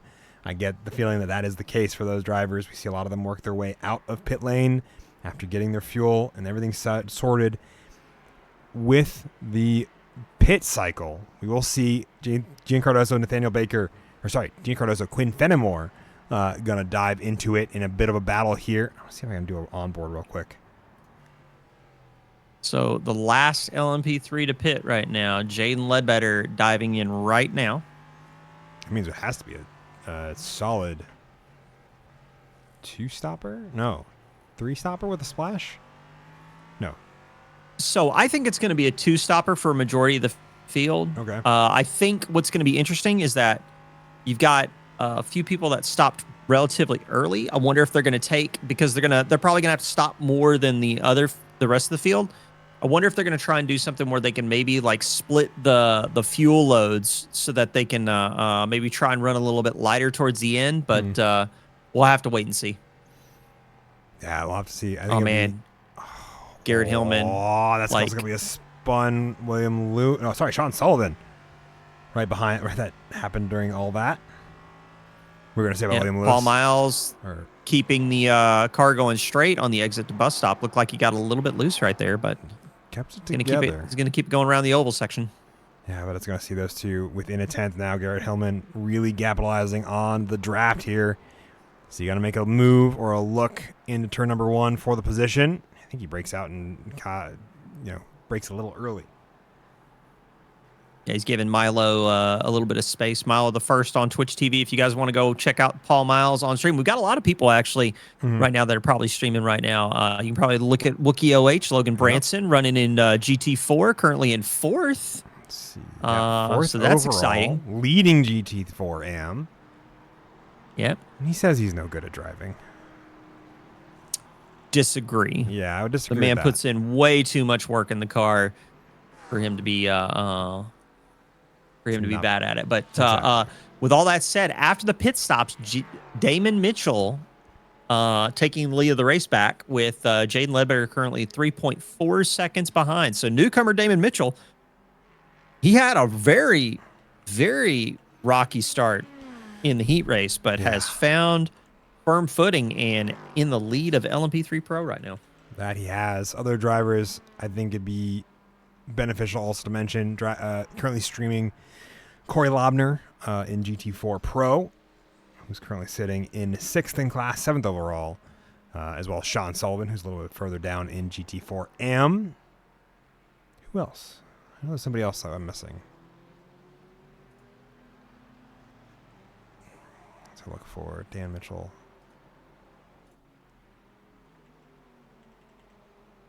As we do that. All right. Taking a look at battles on track. Austin Green, as well as Chris Turner, still within 0.2 of a second. As they get through the bus stop once more. And then LMP3 has come alive with some fights. Garrett Hillman, Paul Miles, we talked about them for a little bit, but they are being joined by Gian Cardoso, Quinn Fenimore, who's just a second up the road. It's now a 4-way fight between these 4 drivers, also including Cameron Robertson out of the back of this. One of the final drivers to pit, or one of the early drivers pit, finds himself at the tail end here after getting some good running in.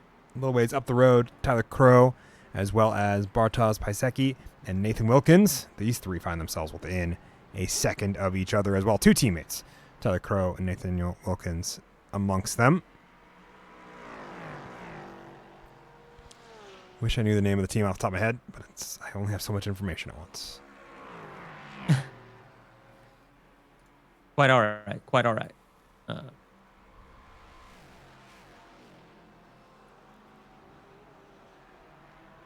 All right. I do want to give a quick shout out to some people that hit us with a follow. We've got is it Raw Cheek and KY McMahon with follows. Thank you so much. Yes, thank you.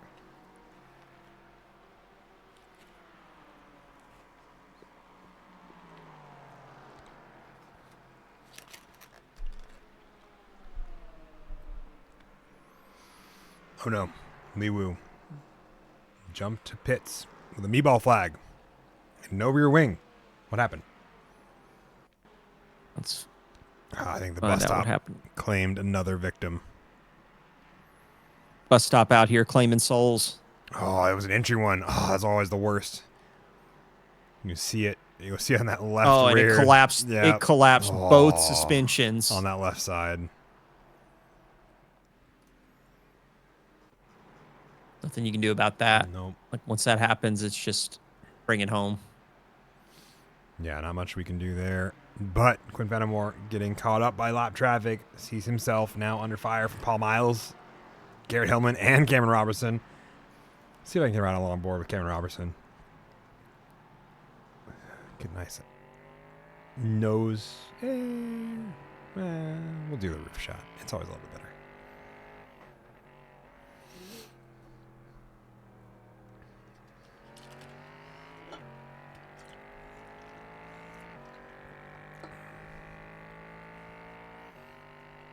So, with the multi-class traffic and with pit stops happening before 30 minutes, does that mean most... I think you've talked about this. I'm double-checking because I want to make sure my math is mathing. Ooh, Nathaniel Wilkins finds himself sliding onto the infield and dropping down the order out of fourth where he was fighting with Tyler Crow just a moment ago. I want to take a look back at what happened here.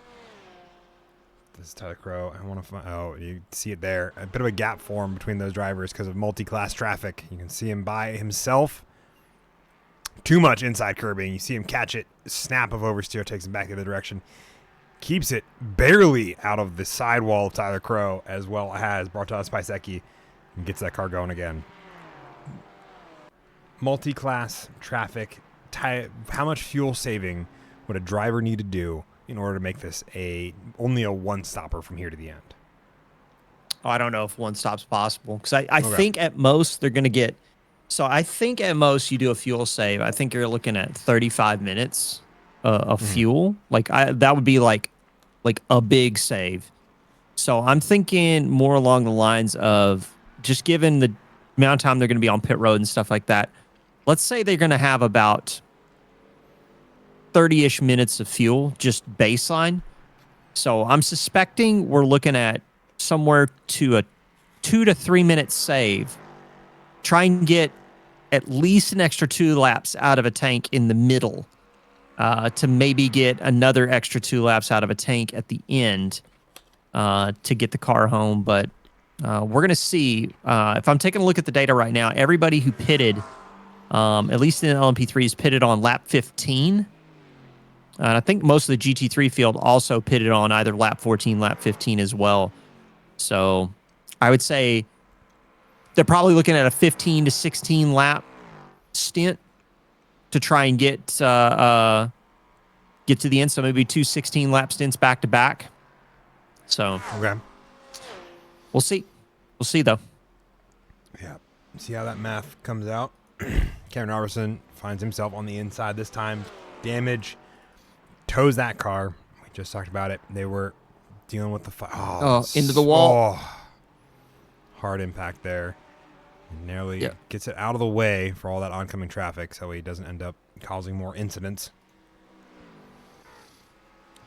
Matt Pyle also having an issue with the bus stop. Bus stop out here, I think, is our biggest claimer of souls, I think, would be the bus stop. So Paul Miles in the pits for the second time. Not sure what's going on there for Paul Miles, but hopefully we're looking at... Oh, no. This is relative to his first stop. So first stop, he was early. That's right. Probably took the fast repair, ran the rest of his fuel out, and is now coming back out on track. So here's an interesting thing. If Paul Miles gets to 15 laps, I think he takes one more stop of fuel, goes to the end. So he might actually be getting closer to being back on cycle with people. I think that's probably the case if he's able to do some more fuel saving. Yeah. Tommy Kogan and Eduardo Zamora in a bit of a battle now for what is P8. That is a Nathaniel Baker Lacedas crash. That was what? Zaxton Hillman once again finding himself in the wall. Did he collect Nathaniel Baker in the process, or is that two separate incidents? Okay, it is two separate incidents. That is two separate incidents. Yeah, it's the bus stop again. The bus stop claiming another soul. Oh, it's such a difficult one. Narrowly what a avoids save, it. though. But now he has to get himself out of a very awkward place. Just such a middle of the track. Commit to backing up and just get to the apron. That would be the way to do it. Find a place to just shotgun across to make it happen. Zaxton Hillman in the Mustang. I've seen that car back out on track. Yeah. Getting some experience. One of the newcomers here at Track Limits for the Sports Car Series. So happy to have you, and you know, just take it one lap at a time. Absolutely. Just do your pace, one lap at a time. That's all you got to do. Our other corporate show, Ryan Nolan. Yep. Chasing down the true nomad, Robert Lewis from 949 Sim Racing. We're having a classic Cyberpunk moment of corpos trying to come for edge runners. We're going to just pull this whole Cyberpunk subplot into this. But that said, so Robert Lewis finds himself now down in 12th after serving probably a stop-go penalty for a pit lane speed infraction. Eduardo Zamora, another one of those early stoppers, coming back out on track now after being in the box for 15 seconds. So again, I think we're starting to see some of the people that were off cycle trying to pull some pit stop magic out to see if they can get good numbers to the end here. I think it's possible. It's definitely going to be difficult, though.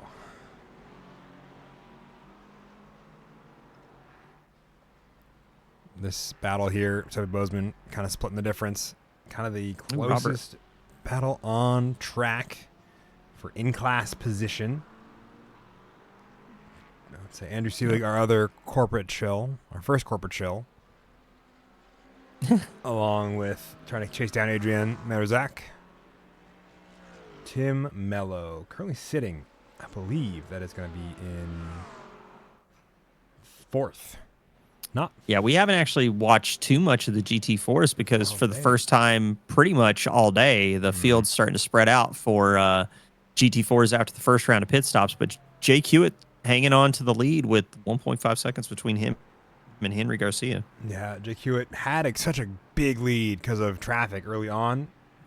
Got it washed away also because of traffic and has never really been able to clear Henry Garcia much more than about a second gap between them at any one point in time. This battle between Robert Lewis as well as Ryan Nolan still continuing. Bartosz Pisecki looking for the route to get around. And will find his way. Robert Lewis, I don't know what's happening. Maybe a slowdown? Lewis? Maybe a slowdown? I don't see a flag for it. Yeah. Maybe just allowing Ryan Nolan to go by. Bartosz Pisecki diving in between the two of them. Oh, Beltan is like right on his gearbox. Oh yeah, because it's Again, this is what we run into with the LMP3. So looks like Ryan Nolan taking early braking, try and let him get around, and now Ryan Nolan, Robert Lewis back in it. Logan Branson gets on track after maybe going off track for just a brief moment. Yeah, I think it was just a little bit of a slide into the braking zone. See it shift onto the binders and then just too much rotation. Yep. Gets it going. But that's okay because it's like you saw nothing. Yeah. As these drivers work their way back around, take a look. See Eduardo Zamora, Kyle Potter, from where they're battling. Ryan Buchanan, Andrew Mathias. What's going on there? Andrew Mathias, Ryan Buchanan. Good old battle. And what is going to be for fifth between these two drivers. These two have been going back and forth. We've had a couple of the drivers hop in and out of this fight before having incidents of their own.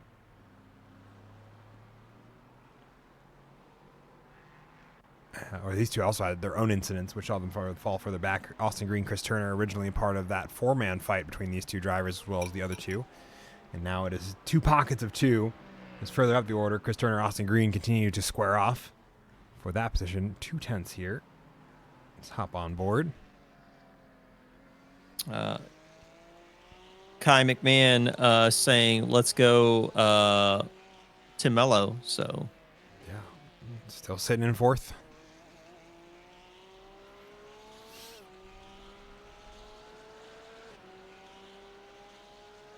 A pretty fantastic start to the season so far. Yeah, I mean, this one is going to be it's just going to be really tricky because, again, because of the pace difference not being that much between LMP3 GT3, I think it's going to be really tough for traffic management for them. But I don't think we're going to have the same kind of troubles at Sebring next weekend. So, but it's definitely a stressful start to the season for the Sports Car Series crew, but at the same time too, if you can get through this round with really good points, you're really setting yourself up for a very good season. That you are, much like we watch these drivers continue to duke it out and find time and positions there. Chris Turner, Austin Green, about a second between the two of them. About a half a second between the two of them. And has been for most of this race. We see Paul York in the beginning of this, in the front end of the shot, who's a few laps down due to some damage and some incidents. I'm not sure of the way that I think Paul York wanted to start out this sports car season, but fantastic to see him pushing through and continuing on. As the sun rises over 2026 season 1 of Track Limits Racing. Closest battles on track are this one that we're following here. We have the one between Andrew Mathias and Ryan Buchanan, also trying to get around Nick Bowen, who's been caught up in the middle of this, as well as Paul Miles trying to get around both of these GT3 drivers in the LMP3. Sees those two work through as well. Lap traffic amongst them of Mark Coyne. Nick Bowen and Tanner Schiffner. I would say technically racing for overall position. Tanner Schiffner, one of the many drivers who had an issue, had that disconnect early on. Is working his way back up the order after rejoining. Alan Love, Paul Miles trying to pass these two GT3s for position as well. So a little pocket of racing here. But you can see on the track map how spread out it is. When you're in kind of multi-class endurance racing, do you like it when it's spread out? Does it make it a little bit easier or a little bit harder to do what you're driving? I just like getting in a groove.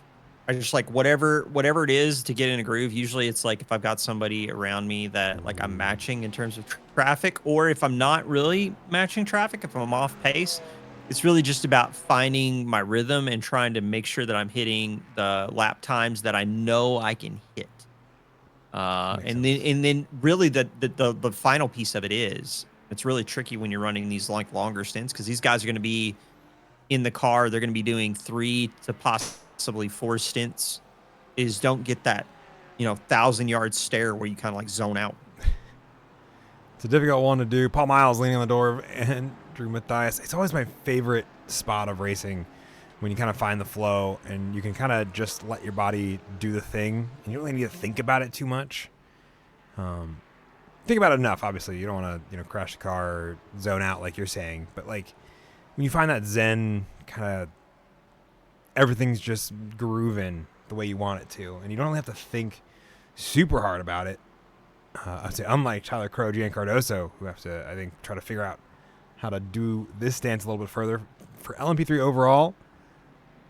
But like we talk about, both LMP3 and GT4 all scored together. So any points, any places you get to move up, whether it's for a position in overall or for position in class, are important because it gives you more points. Tyler Crow, currently sitting in 5th, was dealing and battling with Bartosz Pisecki a little bit earlier. That gap now 5 seconds between himself and Tyler Crow. And this battle never seems to go away. Once again, we saw this happen a lap ago. We're going to see it happen a lap again. Ryan Buchanan once again on the inside line here. Keeping the door closed for Andrew Mathias. Looks for the over-under. It's not going to have the speed, though, to get around him in time for the chicane. Paul Miles, just in the background, there's a look out of Andrew Mathias, but it's going to be enough to kind of force the issue a little bit. But the speed differential, I think, is going to keep this a 2-wide fight for the moment. Andrew Mathias not willing to back out. I don't think that's going to be the same, especially as he has to lift to not run off the course. Still going to see Paul Miles work his way through, or attempt to. These three, I think, is starting to get a little bit impatient here. Paul Miles also trying to find his way around. Oh, that's not the place to do it. In a way, locks up the brakes for Paul Miles, forcing Andrew Mathias wide, breaking up the fight a little bit. It's over a second now. It's going to be interesting because the LMP3 will end up being slower than the GT3 because of the gearing ratios and the lack of downforce that the GT3s have. Whew. Yeah, it's just it's tough. It's tough right now. This is the thing that I thought was going to be something to pay attention to this whole time, which is just how is traffic going to manage when these two car classes come close to one another. Mm-hmm. Amongst our watch of this fight and how it's developing, Chris Turner and Austin Green had a moment there, kept it together. Now fighting Gene Cardoso, Tyler Crow, swapping positions here on the backstretch.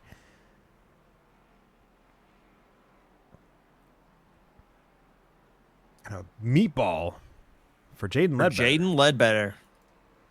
What happened there? Let's find out. Oh, look. The Le Mans chicane, the bus stop. Tries to avoid running into... Oh, just too much curbing.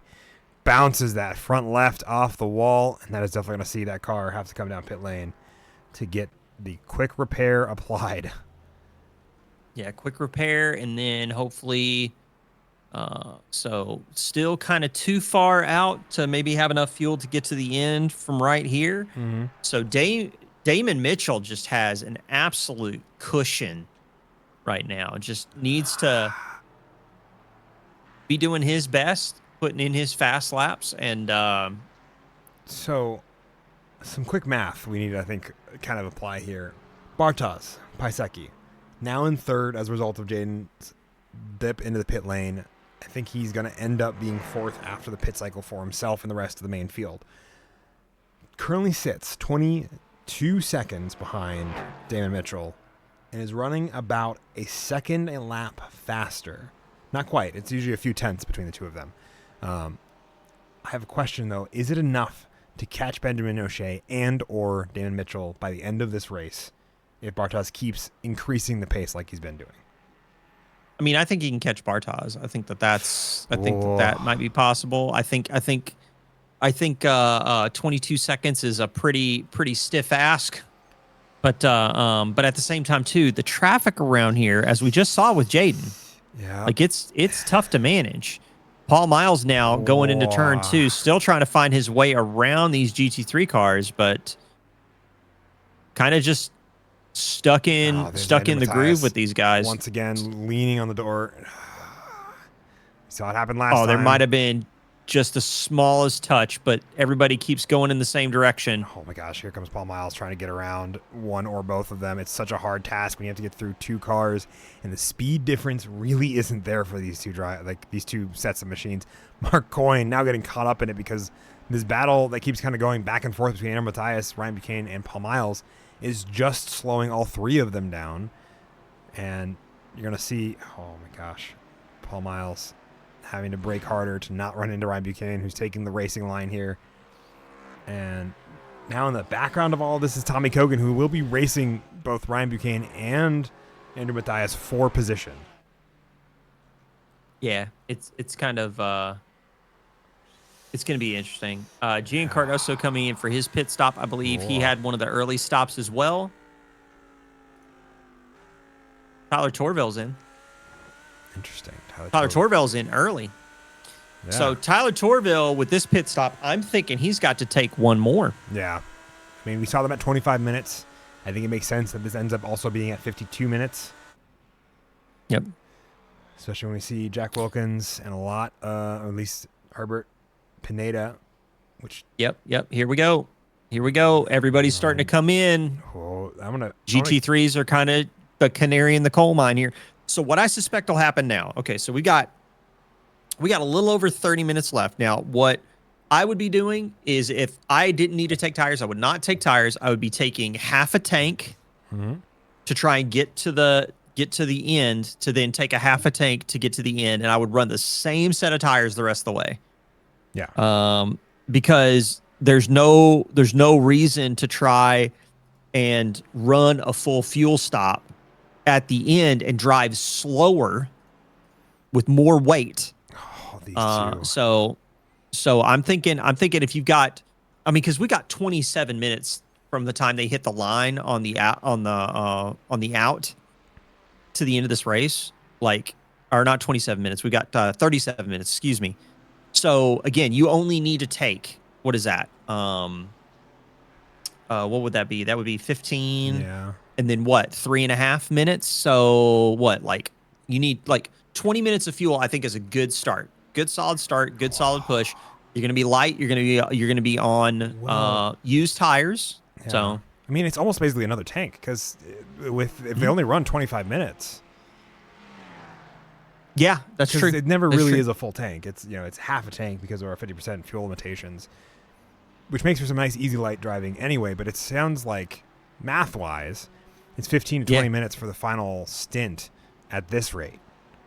Because it'd be another 25 minutes from where we're at right now, puts us at... And then 15, 20, yeah. Yep.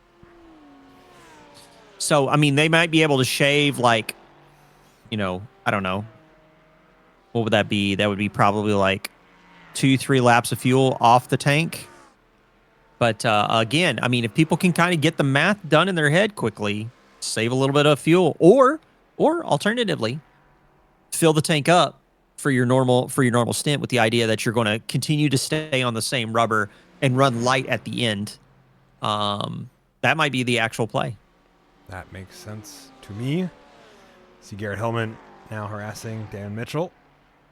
The big difference is that I think about in those circumstances is just in terms of sitting in the pit box, spending the amount of time for the fuel to go into the car. Yeah, is kind of what I'm thinking of. So if you can hit that number and you can hit it right on the money. Oh my gosh, both cars trying to avoid William Lewis. We'll see Kyle Potter pass Christopher Blue for position. Yeah, I think I could not agree with you more on that fuel idea, fuel plan. I don't know that there's a good way to save enough fuel to make it a two-stopper at this point. Yeah, the people that so we're talking about, we're trying to min-max what's going to be the optimum strategy for everybody. Let's talk about the people that are going to be caught out. If you took tires during this stop, you're going to be seriously hurting in terms of the end of the race, because you're going to have spent way more time in the pit box than people that are just going to grab fuel and go. I mean, I'm looking right now. I'm seeing Jaden Ledbetter during his stop sitting in the box for 17.8 seconds. I'm seeing Damon Mitchell 21.38 seconds. I'm seeing a 14.95 second pit stop for Nathaniel Baker. So there are definitely some people out here that are going to risk it for the biscuit. Yeah, it's definitely a very fast stop. I guess the feeling that was the quick stop for him. And we'll see him come in a little bit sooner than the rest of the LMP3 field to get the final pit stop done.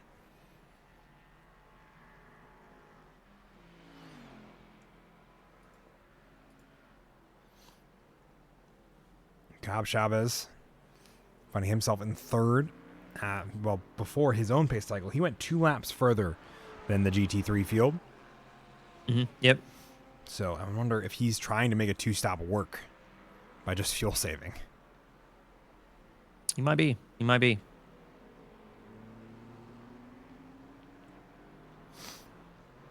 Right now, he finds himself behind Chris Turner, and you know, it could be something that he's pulling off right here. I mean, getting that second stop at lap 17, and then we'll see. If I were him, I'd be saving every drop I can. Yeah.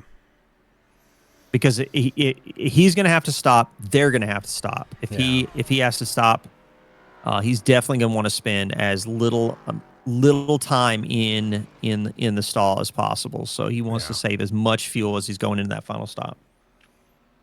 I think especially if he has somebody to draft with, he can really make that easy too. Mm-hmm. Oh yeah. So I think that's probably why he's hanging out with Chris Turner. We're not wanting to pass Chris Turner, despite the difference in pace. Yeah.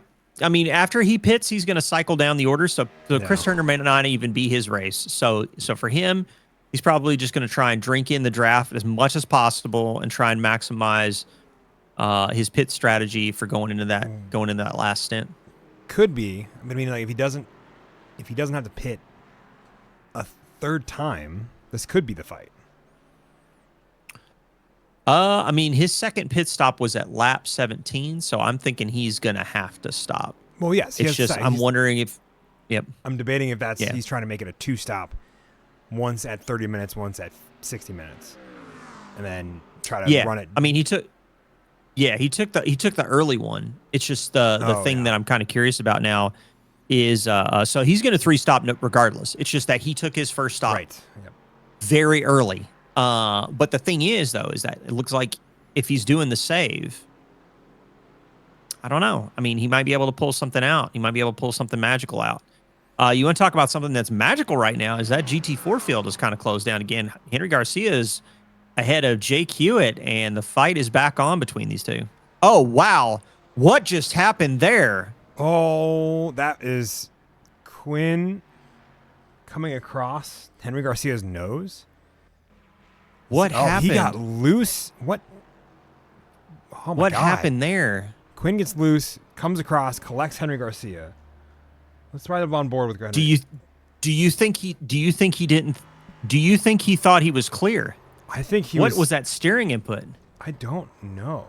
That's what I'm trying to figure out. That was a massive shunt for both of them. And Henry Garcia is out of it now. Oh. Is his hands off the wheel? So, like, let me go back. I'm going to do this one more time, and then we can get back to some green flag running. If I slow this down, and I'm going to really slow this down. Okay, that isn't helping. All right. This isn't far enough forward, unfortunately. Let's back it up just a little bit more, and we'll dive back to Quinn. All right, not quite what I want, but... And then we have another thing to cover immediately after that, because while we've been looking at this, more stuff has happened. What? Okay. I'm just curious what happened here. So he goes... So this is the lap before. We'll ride along board with him for a little bit. Because he catches... You can see them off in the distance here. I mean, the only thing I can...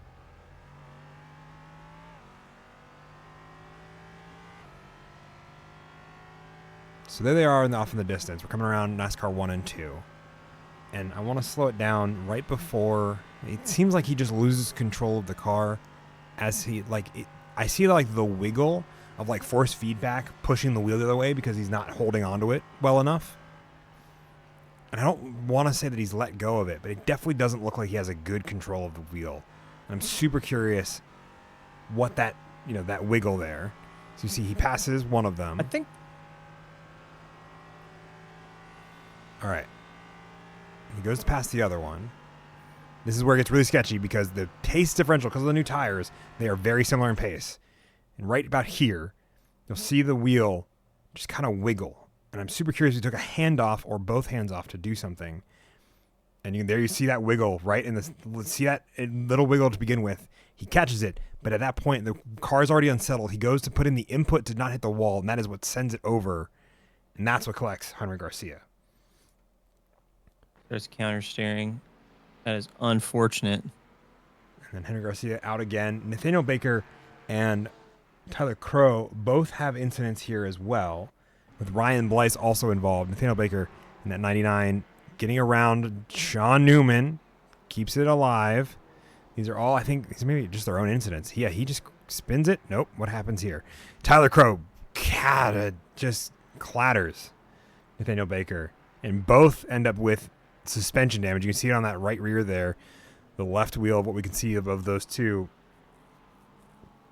as well as that front. Sorry, that front right also is just not turning at all. Yeah, and really then, unfortunate. Tyler Crow wrapped up in that because he was, I'm not sure. He just did not anticipate that car spinning. And just boom. Does a pop shove it and that crunches that right front for him as well. Oh my goodness. Yeah. And his races. So hopefully he's going to get back to the pits and get back out into that. Scott Fleming. I'm going to see what happened to him in that serial Team 6. Once another again. Oh, has a rodeo of a shunt. Keeps it out of the wall by what seems to be a very small margin. So he gets to keep driving that car. But he's going to lose a little bit of time there. Henry Garcia finding his way down pit road. Tyler Crow getting that car repaired. I think unfortunate circumstances here. Paul Miles in for, I believe, what might be his last stop. Like it. Well, no, he's still gonna have to. He's still gonna have to hit another one. So we're still talking. We're still relatively close for him to hit the mark. I mean, he could do a giga fuel save, but it's at he would have to. Yeah, he'd have to do a fuel save of some kind because he's right at the window of where he would need to be. And I'm looking so. Brutal race. I mean, endurance racing just in general is brutal. Yeah. But then dealing with the traffic management, it's tough. It's just really tough. It's super. Jack Wilkins after his shunt with Christopher Blue, I mean, he's moving back up the order. He's back. Mm-hmm. He's back. He's currently fourth behind the top three in GT3 right now, and he's catching Austin Green. He's trying to find a good opportunity to pass Austin Green. The unfortunate part is these cars are so similar in pace down these long straightaways that, you'll see Jack Wilkins get ahead here, but then because of the downforce, you'll see Austin Green kind of drag race and get a faster run in the back half. You'll see them swap places. What happened to Kyle Potter? What happened to Kyle?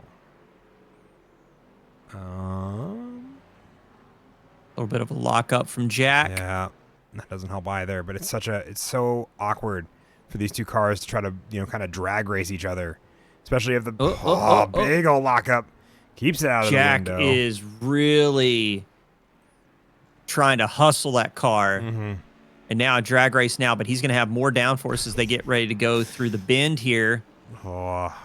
And into Austin Green, not super happy with that by the flashing. And Paul Miles catches the Lambo. Buchanan. Who was that? Ryan Buchanan. Ryan Buchanan. So he's going to fall down the order now. Yeah.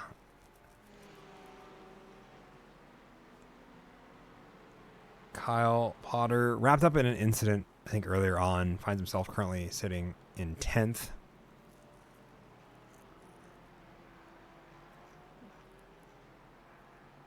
Adrian and Sean Sullivan in a battle for the lead of GT4 AM right now. Yeah. It's right on board. Hop on the roof cam of Adrian's Porsche Cayman 718 or 718 Cayman, however that direction goes. About a second between these two drivers. Both of them were behind Logan Branson before he had his spin.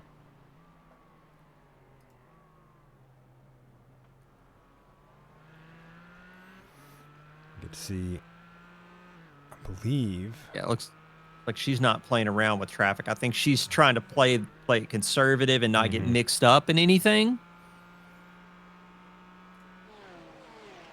Reasonably so. I think that's the smart way, especially because you could use this to get a great, top 7 overall finish to start out the season. It's a great round to utilize for, as a good points paying round. I know you talk about this a lot. It's a great thing that I think is good to keep in mind is the long game.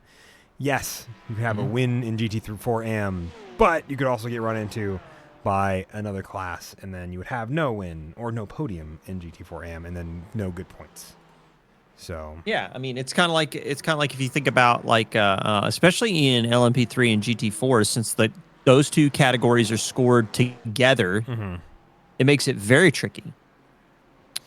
So it looks like the Aston on the outside. Paul Miles locks up the right front once again, manages to stay out of it, but now it looks like he's under threat from I think that's another LMP3, but I think that's somebody who's on a different lap. Yeah, I'm trying to see if that's Benjamin O'Shea, which I think it is. Yes, Benjamin O'Shea currently 3rd overall. Yeah.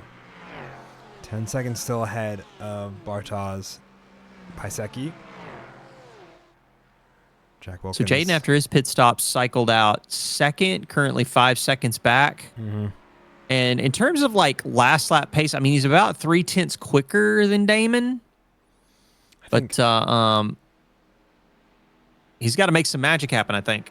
Yeah, I think multi-class traffic now affecting all of their lap times. Jack Wilkins really trying not to run into Chris Turner as they both get around Jake Hewitt, who's kind of on an island now as a result of that incident with Henry Garcia and Quinn Fenimore.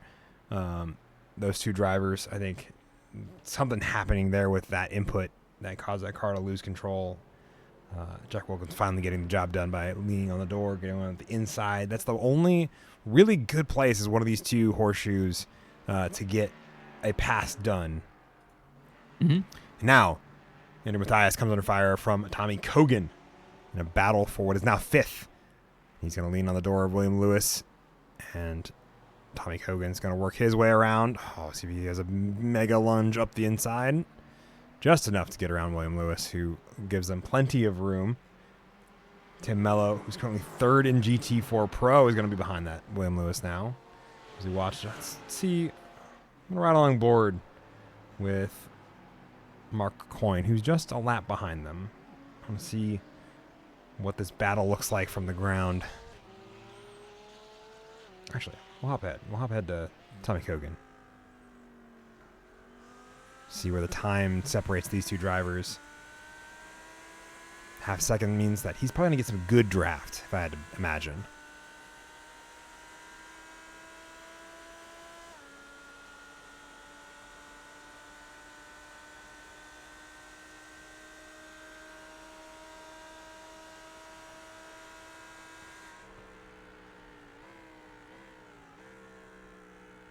Yeah, it looks like he might be doing a little lift and coast. Yeah, I wouldn't be surprised. Try to save as much fuel as you can. I'm guessing that's why we see some of those slower lap times out of a lot of these drivers, as well as traffic being the name of the game there. Tim Mello going in. He's going to dive in for his Tim Mello and Nick Bowen. Tim Mello's in. So I'm really starting to wonder now how many people are going to dive into pit road, get that splash and dash to get to the end. Nick Bowen, I think, has done his splash and dash, finds himself 10 seconds on that box. Yep. I think it is going to be interesting to see how many people, when they come in to get this final pit stop done, with the time they have.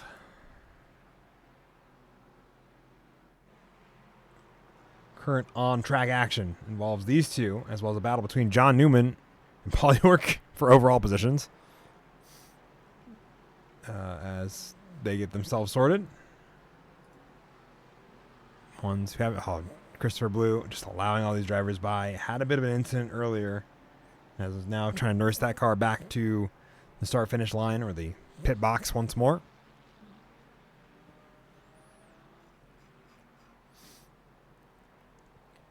Out of our 52 starters, we currently have 44 drivers still on track. So a bit more hemorrhages.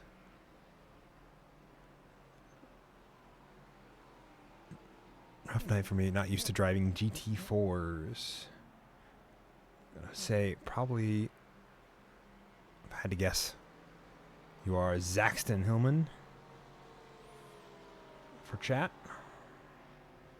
This might be a good run for Tommy Kogan here as they come around to turns 1 and 2.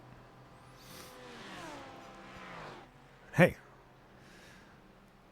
That's okay. I love leagues because leagues are such a great place to learn to be better at driving as well as practicing. Oh, there's the look out of Tommy Kogan to get that inside line. Andrew Matthias leaves the door open. Tommy Kogan makes good use of it. Gets that car stopped, gets the rotation done, gets the pass made. Andrew Matthias now on the hunt to try to make that pass return the favor, as it were. Come barreling through is Bartosz Pisecki. Fourth, Chris Logan Turner. Branson going to rejoin the track there. That's a... Is that just a slowdown penalty? What happened there, Logan? Anyway, sorry. Continue. So Chris Turner taking the early pit stop, 14 seconds in the box at lap 40 for him. So he's good to the end of this race. Christopher Blue also doing it, but Christopher Blue, he's in the box for a little bit more than that. I wonder if he's got some repairs he's got to take. I think so. I think I saw an incident involving him being labeled as crashed a little bit earlier. I don't think we looked at it a whole ton, but I think that's Nate probably where Wilkins, he's in. going in. Adrian from the lead of... Adrian from the lead of GT4 AM. Sean Sullivan also having gotten his done on lap 36. Yeah, I think we're seeing people that are pulling the trigger. They see the writing on the wall. They're like, we got to take another fuel stop, so might as well get it over with. You definitely did. And hey, practice allows you to get better at things. So we're excited to see you back next week. Absolutely. Started this race with 52 competitors. We got a chunk of them that have bailed out of the race here at the end, from Quinn Fenimore, Tyler Crow, Zaxton Hillman, Cameron Robertson, Lee Wu, Zachary Minnis, Joseph Savage, and Emery Anderson. So a lot of LMP3 AM did not make it to the end of the race, unfortunately. Taking a quick look. Paul Miles locking up the brakes. Oh, getting turned by Herbert. Pineda Sr. I think he's fine, though. I don't think he took any significant damage. So he's back out on track. He's going to keep doing his thing. Currently running in, what is that? I believe he would be third in LMP3 AM. If he can hang on to this is some good points. Yep. Still in third in LMP3 AM. We saw a bit of a battle there. I'm going to jump back to it. Nathaniel Baker trying to catch up to Alan Love for what is going to be a total of P10 in class. In front of them is going to be Garrett Hillman, who's a lap ahead of them and leading LMP3 AM. Yeah. I think it's part of my problem. It's always an interesting thing jumping between prototypes and tin tops or more GT machinery. You got to remember they have different kind of driving styles. And if you don't adapt them, you will very quickly figure out that you are doing something incorrectly. Yep. Also, you have to remember that one car has traction control and the other one has traction control. With the biggest in big air quotes. You also got to remember that one has ABS and one does not. Yeah. And its ABS can make it sound like you're locking up the brakes. I learned that today, driving the Mustang GT4. Jake Hewitt in the pits. So we got a number. Benjamin O'Shea is labeled as crashed. Oh, he did go off track. Did he have a turn? Oh, he bumped something there. Maybe locks up the brakes into the corner here. We'll find out. And it looks like he just cooks it a little bit. Slides off. Not too bad. Keeps he that does arm's the right way. thing, just lets it run right off the track. Jaden Ledbetter taking over fastest lap and getting up to a second behind Damon Mitchell, who is going to be leading this race still with under 15 minutes left in the race. Final Damon, thoughts and notes for these drivers. So Damon, you pitted 2 laps later than Jaden. You're going to have to take another fuel stop to the end, brother. Don't let him undercut you.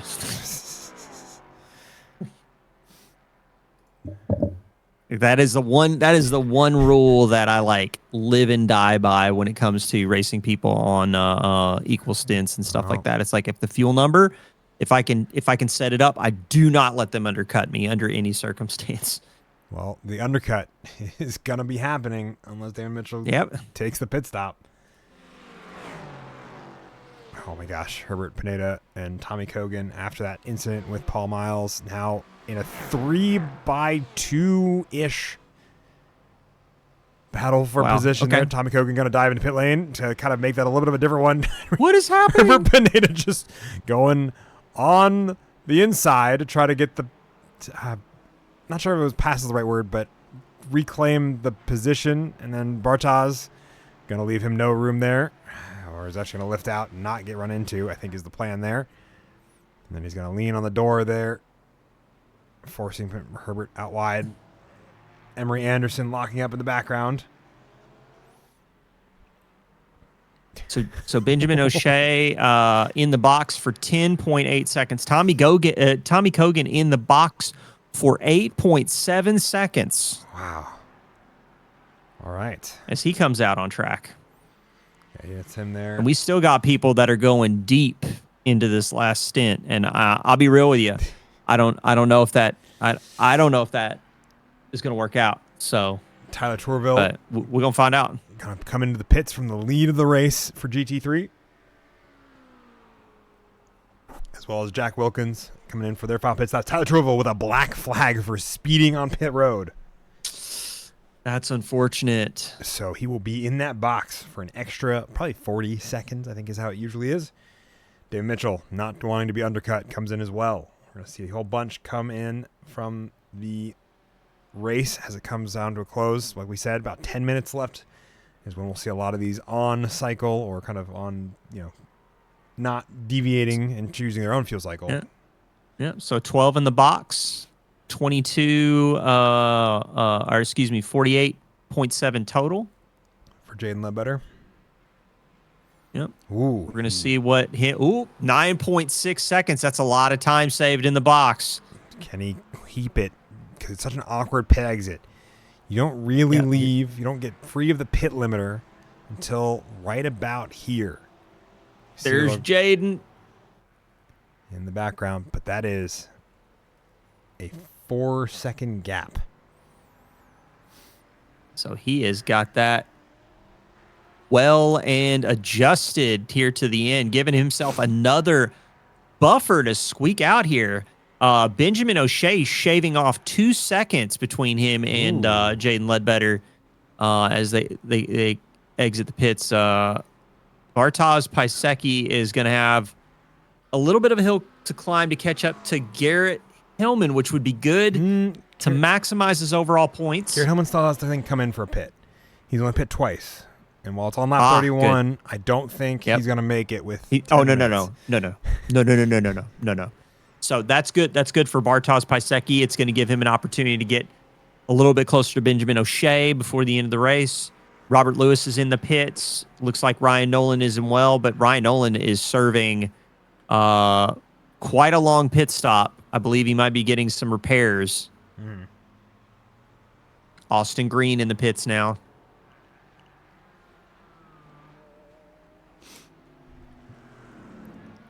Kind of taking an eye on this battle here for what will be P7 in class. Herbert Pineda, pretty quick in terms of lap time. Finds himself currently sitting in 8th after a longer pit stop than I think Herbert or Ryan Buchanan or a good portion of the field had for their final pit stops.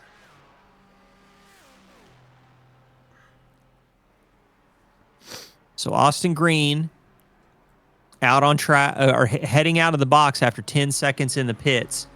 Chris Turner is slowly climbing up, but I believe Chris Turner is going to cycle out behind Austin Green after Austin Green saves 4 seconds, almost 4 seconds in the pit. Yeah, but we'll have to see how this comes down to the end.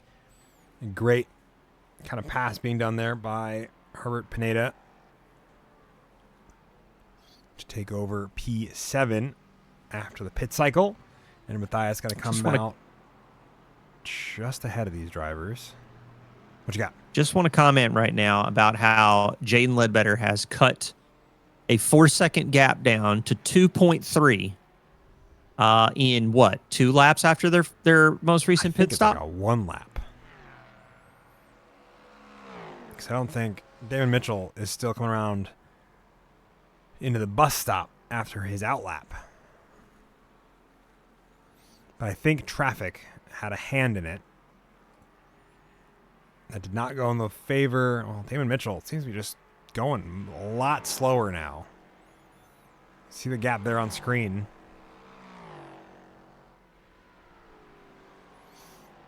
It's about 7. What? Well, I mean, we haven't seen it since Damon Mitchell finishes his first flying lap. We're going to find out here in a second. He lost a lot of time. Two. Yeah.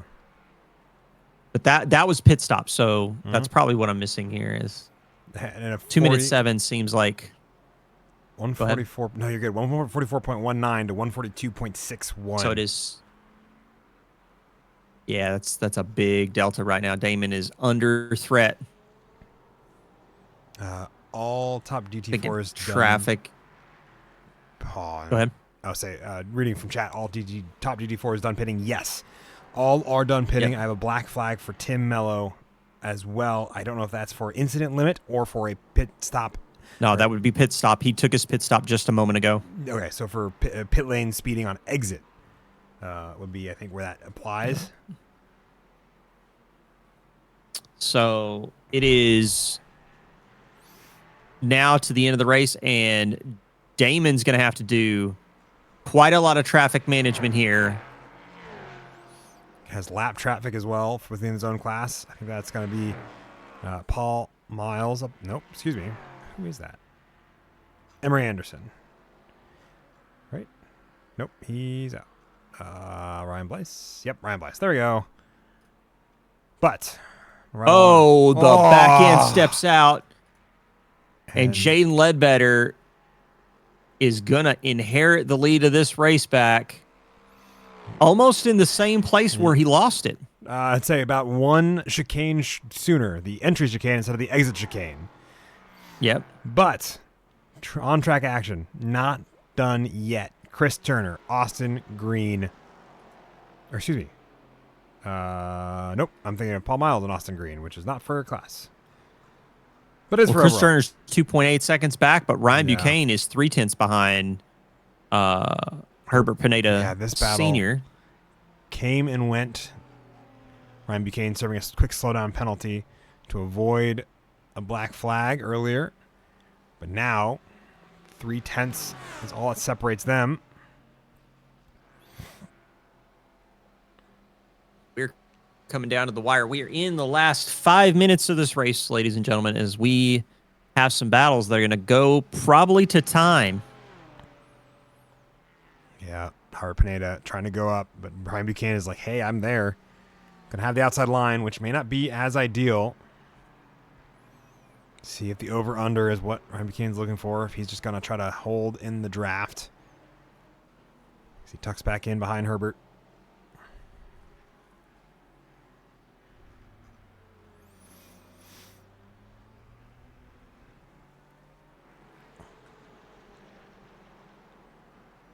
Gonna look through the field. Outside of Austin Green, trying to continue to keep ahead of Paul Miles. Gaps separated by over a second for most of these. Steven Cardoso. Yeah, Austin Green's got a tough ask right now. Last lap from him was a 45.6. Looks like Chris Turner is lapping about almost 0.2 quicker. Another battle actually watching right now. We haven't seen much of this gentleman, Sean Harvey, right now. Yeah. Chasing down John Newman? In the 50s. Yep, in the 57, chasing down John Newman in GT4 AM. Oh, there's a look to go around the outside. We have GT3 traffic of Gab Chavez trying to cut the difference. He's going to have to figure out his own way around. It's going to make for an interesting 3 wide across the line. Sean Harvey has such a great overspeed to get in front of John Newman. And Gab Chavez getting that. John Newman touches. Touch, okay. Keeps it. It was a touch, but everybody's still going same direction. Yep, and there's going to be some clapping traffic. I believe that's of Jaden Ledbetter. Oh, no, sorry. Excuse me. That is going to be... I think that is Jaden. No. That's the 99. Heck. Terrible at names. Nathaniel Baker? Nope. I would love for it to be Nathaniel Baker, but I don't think it is. Maybe it is. Oof. How many...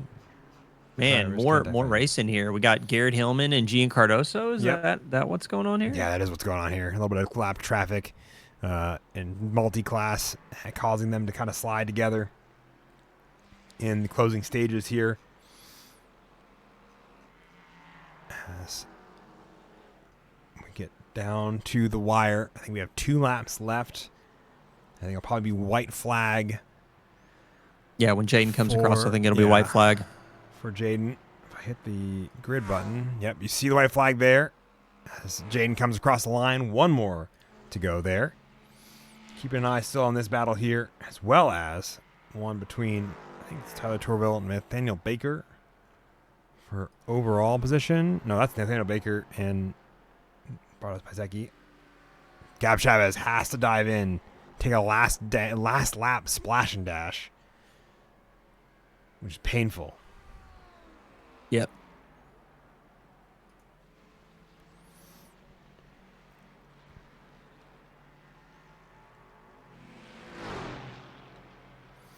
One to go. These two, I think the on-track action to keep an eye on as we get through the closing stages here. Only a couple of moments left.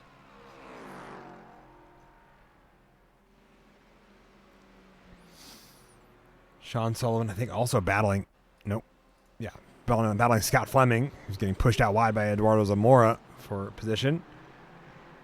Come back to those two right behind them, Garrett Hillman and Gian Cardoso. Let's ride on board for this last lap. Oh, God, there's going to be a contact and then there it is. And that may spell the end of Garrett Hillman's attempt to get into the top 5 of overall. Scott Fleming up ahead now. Sean Sullivan. Jaden coming around the final corner right now. As he gets his lap done. Garrett Hillman that is way off track. Overdriving a bit. Jaden is pushing. Is he pushing Beltan? Yes, he is pushing Robert Lewis. That's hilarious.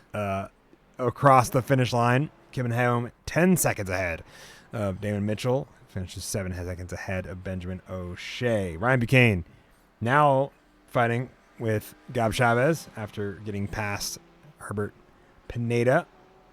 Gab Chavez on that last lap. Pit lane struggle there. Austin Green. These two very familiar with racing each other. Oh, yeah, Austin Green taking the win. Go ahead, sir. No, you're good. Austin Green taking that win. Chris Turner coming home in second. This is going to be the battle for what will be 6th. A whole bunch of cars going to finish in pretty much in the order that they are at on screen. Because with Tyler Torville coming home in 3rd between them. Drag race down to the line. Who's going to have the better speed? And it's going to be Gab Chavez, but not by much. Sean Sullivan. So what about our go ahead, sir. You're good. Jay Hewitt is going to come home. I think the lead there. Sean Sullivan keeping a big gap, between himself. Adrian Marizak, Drew Freeman is going to finish and round up that GT4 AM podium, GT4 Pro. He's going to see Nick Bowen and Henry Garcia come home 2nd and 3rd, just a lap behind, technically, of Jake Hewitt, who gets to do one more round ahead of the rest of the GT4 field. Drew Friedman, I think, finally going to come home in third there. Logan Branson going to round up the fourth position as a lot of these drivers work their way home. Bit of a flash of the lights there.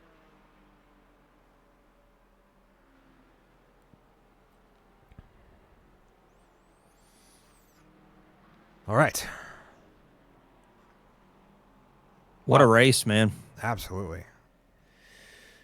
What a way to kick off season 2026. 2026 season 1. Excuse me. I cannot English tonight. Yeah. So no, you're doing fine, sir.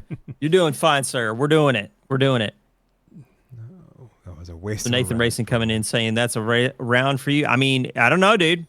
Relative to your points, you never know. Yeah. You still, Like, that's the big thing. You got 3 drop rounds, but at the same time, too, you could have 4 bad races. Mm-hmm. So, and you still finished. You still get points. he said you might want. Jaden says you might want to see me and Corey at T1. You have, in fact, look a little rough. Yeah. Mark Coyne is No.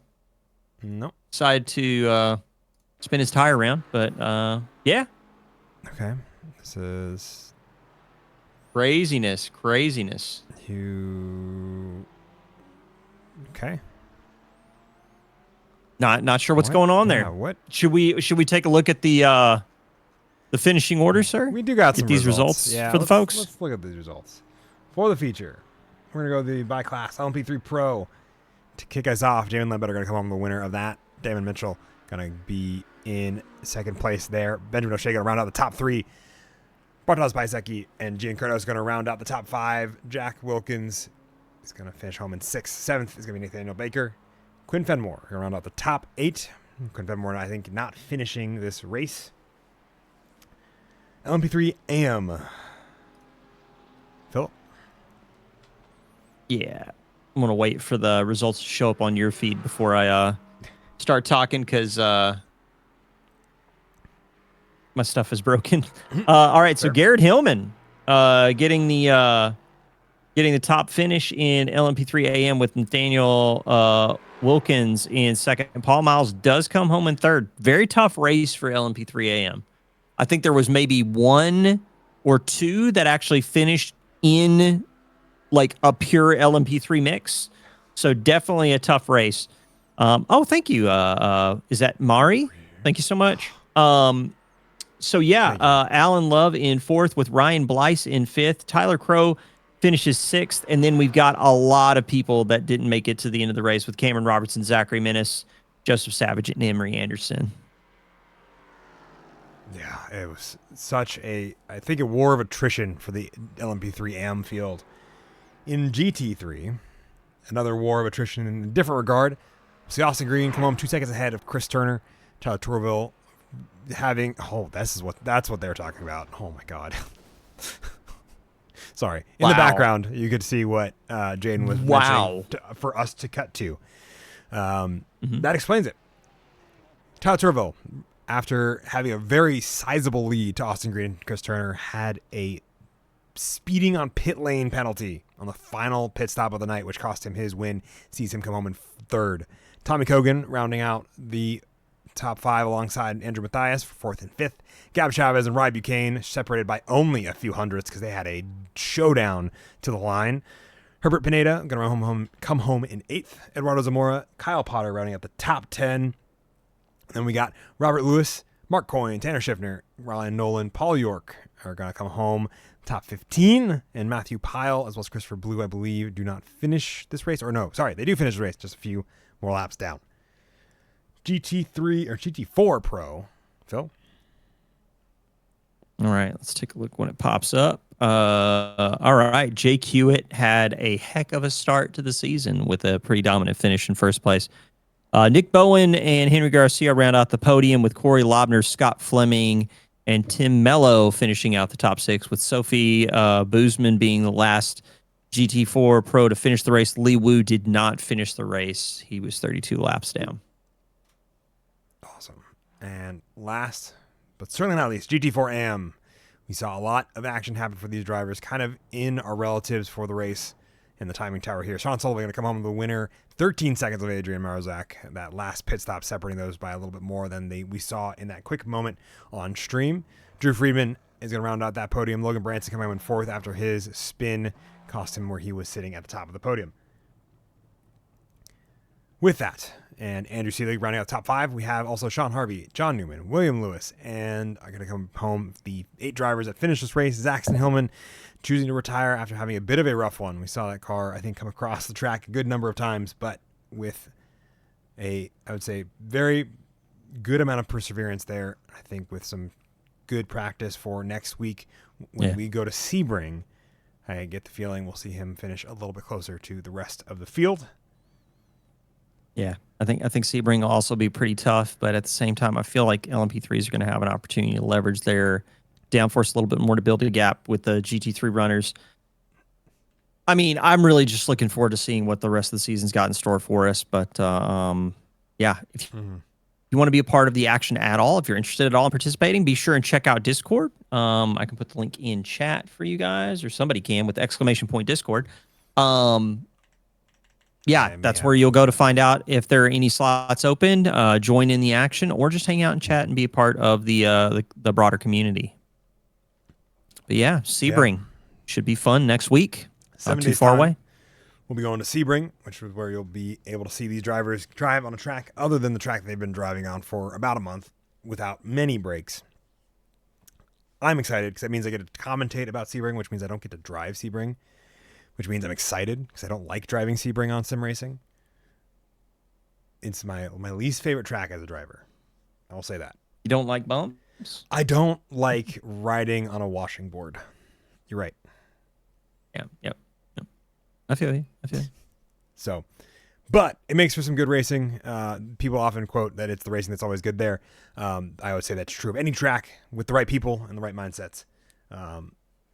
So, it'll be fun though. All the same, agreed. It's going to be a very interesting and fun race here. If we have anywhere close to the group of people we had out tonight, I think it'll make for a very busy 90 minutes, much like this race. Yeah. Yep. I think Sebring pit stops and stuff, but it's going to be a big deal. So you're definitely going to want to be there to catch the action. Should we raid somebody? I feel like we should. It's our usual thing when we get done with these races. So I'm going to queue up. I'm going to queue up MX5 all day. We raid him pretty often. He's pretty cool dude, and he races MX5s. I mean, those are just fun to watch. Chris Turner did do a race, everybody. Be sure and give Chris a round of applause in chat. But anyway, let's get that queued up, and I guess give us the send off. Well, thank you all very much for watching. I've been Fettuccini alongside Phil Milwee for your booth commentary for this week. We will see you all in 7 days' time to go to Sebring for another 90-minute feature race along with 20-minute heat as we get into the second round of the season. We've got some points to talk about next week, so we'll see you in just a week's time at I would say a different Florida track. That's not far from this Florida track, but looks different and race is different. So I'll be excited for all the people who are sick of Daytona, which includes me. So I'm excited. So we'll see you all in a week's time. What you got? Yep. Take care, everybody.